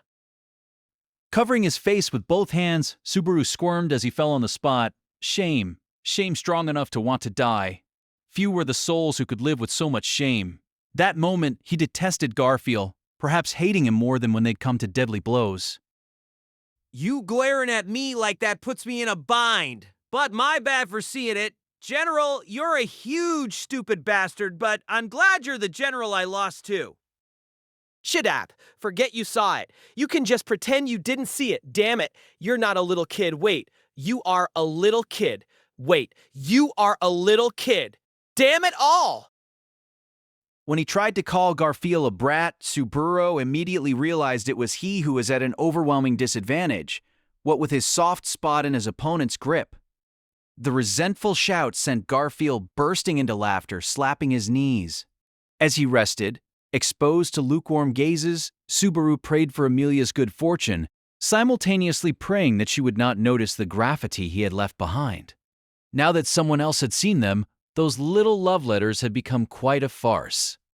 And of course, Subaru's second prayer went unanswered. Subaru, you idiot. Tense as she passed through the corridor, Amelia entered the stone room where the trial was undertaken. She traced the faintly glowing stone walls with her finger as words trickled out of her in a giggly tone. After being so frightened, Amelia had fought her fear, challenging the tomb with resolve and determination in her breast. And yet, when Amelia arrived at the stone room in question, she was greeted by an unexpected sight. I mean, this really is stupid. In contrast to her words, Amelia's expression softened, filling with affection. Who could blame her? Anyone seeing it would surely have the same thought. The walls Amelia traced with her fingers had marks on them that they should not have had. Every single one of the 4 walls of that cramped stonework room was buried in many, many markings. The shadows from the glow gave those marks tangible shape. Amelia touched her hand to them as her chest grew hot. Carved into them were pictures, characters. Amelia was surrounded by many words, many feelings. The pictures were the adorable Pucks that Subaru had drawn many times before. The drawings of Puck had various expressions on them, and surrounding these were writings in iScript, as if they were written by little children. Hang in there, you can do it. Puck and I are both cheering you on. Once this is done, let's go on a date. I'm counting on you, Amelia. I love you. That's why I believe in you. Idiot. Idiot. Idiot. Idiot. Subaru, you. Dunderhead. Even though she had to challenge the trial, even though painful, sad memories surely awaited her, his efforts to cheer her up nearly had her in tears. What a terrible person he was. Something dawned on her. That moment, she understood. Since Amelia had come to this place 2 days prior, the only chance to engrave these characters and images was the night before. Subaru had taken the time. Subaru had distanced himself from Amelia's side during that time. And what he'd done during that time was the one thing which Subaru absolutely would not speak to her about. What a very stupid thing to break a promise for. I am absolutely not forgiving you until you apologize for this, you know? Adoringly touching the characters, she voiced her thoughts for the boy who had carved them. The next moment, she felt like her consciousness was being lulled to sleep and sensed the world's contours growing vague. The trial was coming. The past she had feared so much was coming. And yet, a smile remained on Amelia's lips. Amelia did not understand if the experience of being invited to her past ought to be called a dream. Dreamlike might have been appropriate to describe sinking into the familiar forest in the innermost part of her memories and stepping into it with her own feet. Surrounded by tall trees, she felt the tranquil breeze and the warm soil beneath her soles as she breathed in deeply. This place, inside the trial, was not the snowy landscape dotted by white-laden trees that loomed large in her memories. This place had not yet reached that point. That said, it was undoubtedly on the path that would arrive at the snowy landscape Amelia so deeply regretted. There has been a flood of guests of late. Without a word, Amelia turned her gaze toward the person who had abruptly spoken so glibly. Deep in the forest reproduced from Amelia's memories, which was filled with the green scenery just as she remembered, one figure decidedly not from her past stood askew in the shadow of a tree. Leaning upon the trunk, the white-haired woman casually studied Amelia. There, clad in black clothing and bearing a face beautiful enough to bewitch any onlooker, stood Echidna, the Witch of Greed. When Amelia noticed the witch's gaze, the latter smiled charmingly at her, slowly stepping out of the tree's shade and walking over. Truly a flood of guests. Both guests who ought to be welcomed and guests who surely were not invited. As she walked over, Echidna turned a casual voice and a frigid gaze toward Amelia. This was no sarcasm. They were pure, unadulterated feelings of disgust and scorn. It's quite something for you to crawl back here after putting on such a shameful display. Even I am shocked at your audacity and refusal to quit. Her frigid black eyes both resembled those of the one closest to Amelia, and yet did not. This malice was directed not toward half-elves, but toward Amelia personally. It was raw hostility. No matter how dejected and teary you are, you get to curry favor with a man who'll console you and forgive you. You defile my personal world over and over. Selfish, in the extreme. You are a loose woman, shameless and immoral. What do you have to say about that, witch's daughter? The sheer ferocity of her words would have torn the old Amelia's heart apart, utterly smashing it to pieces.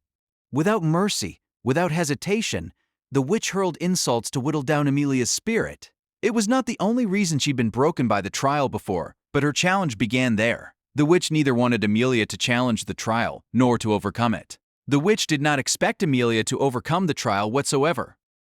Ah, I see.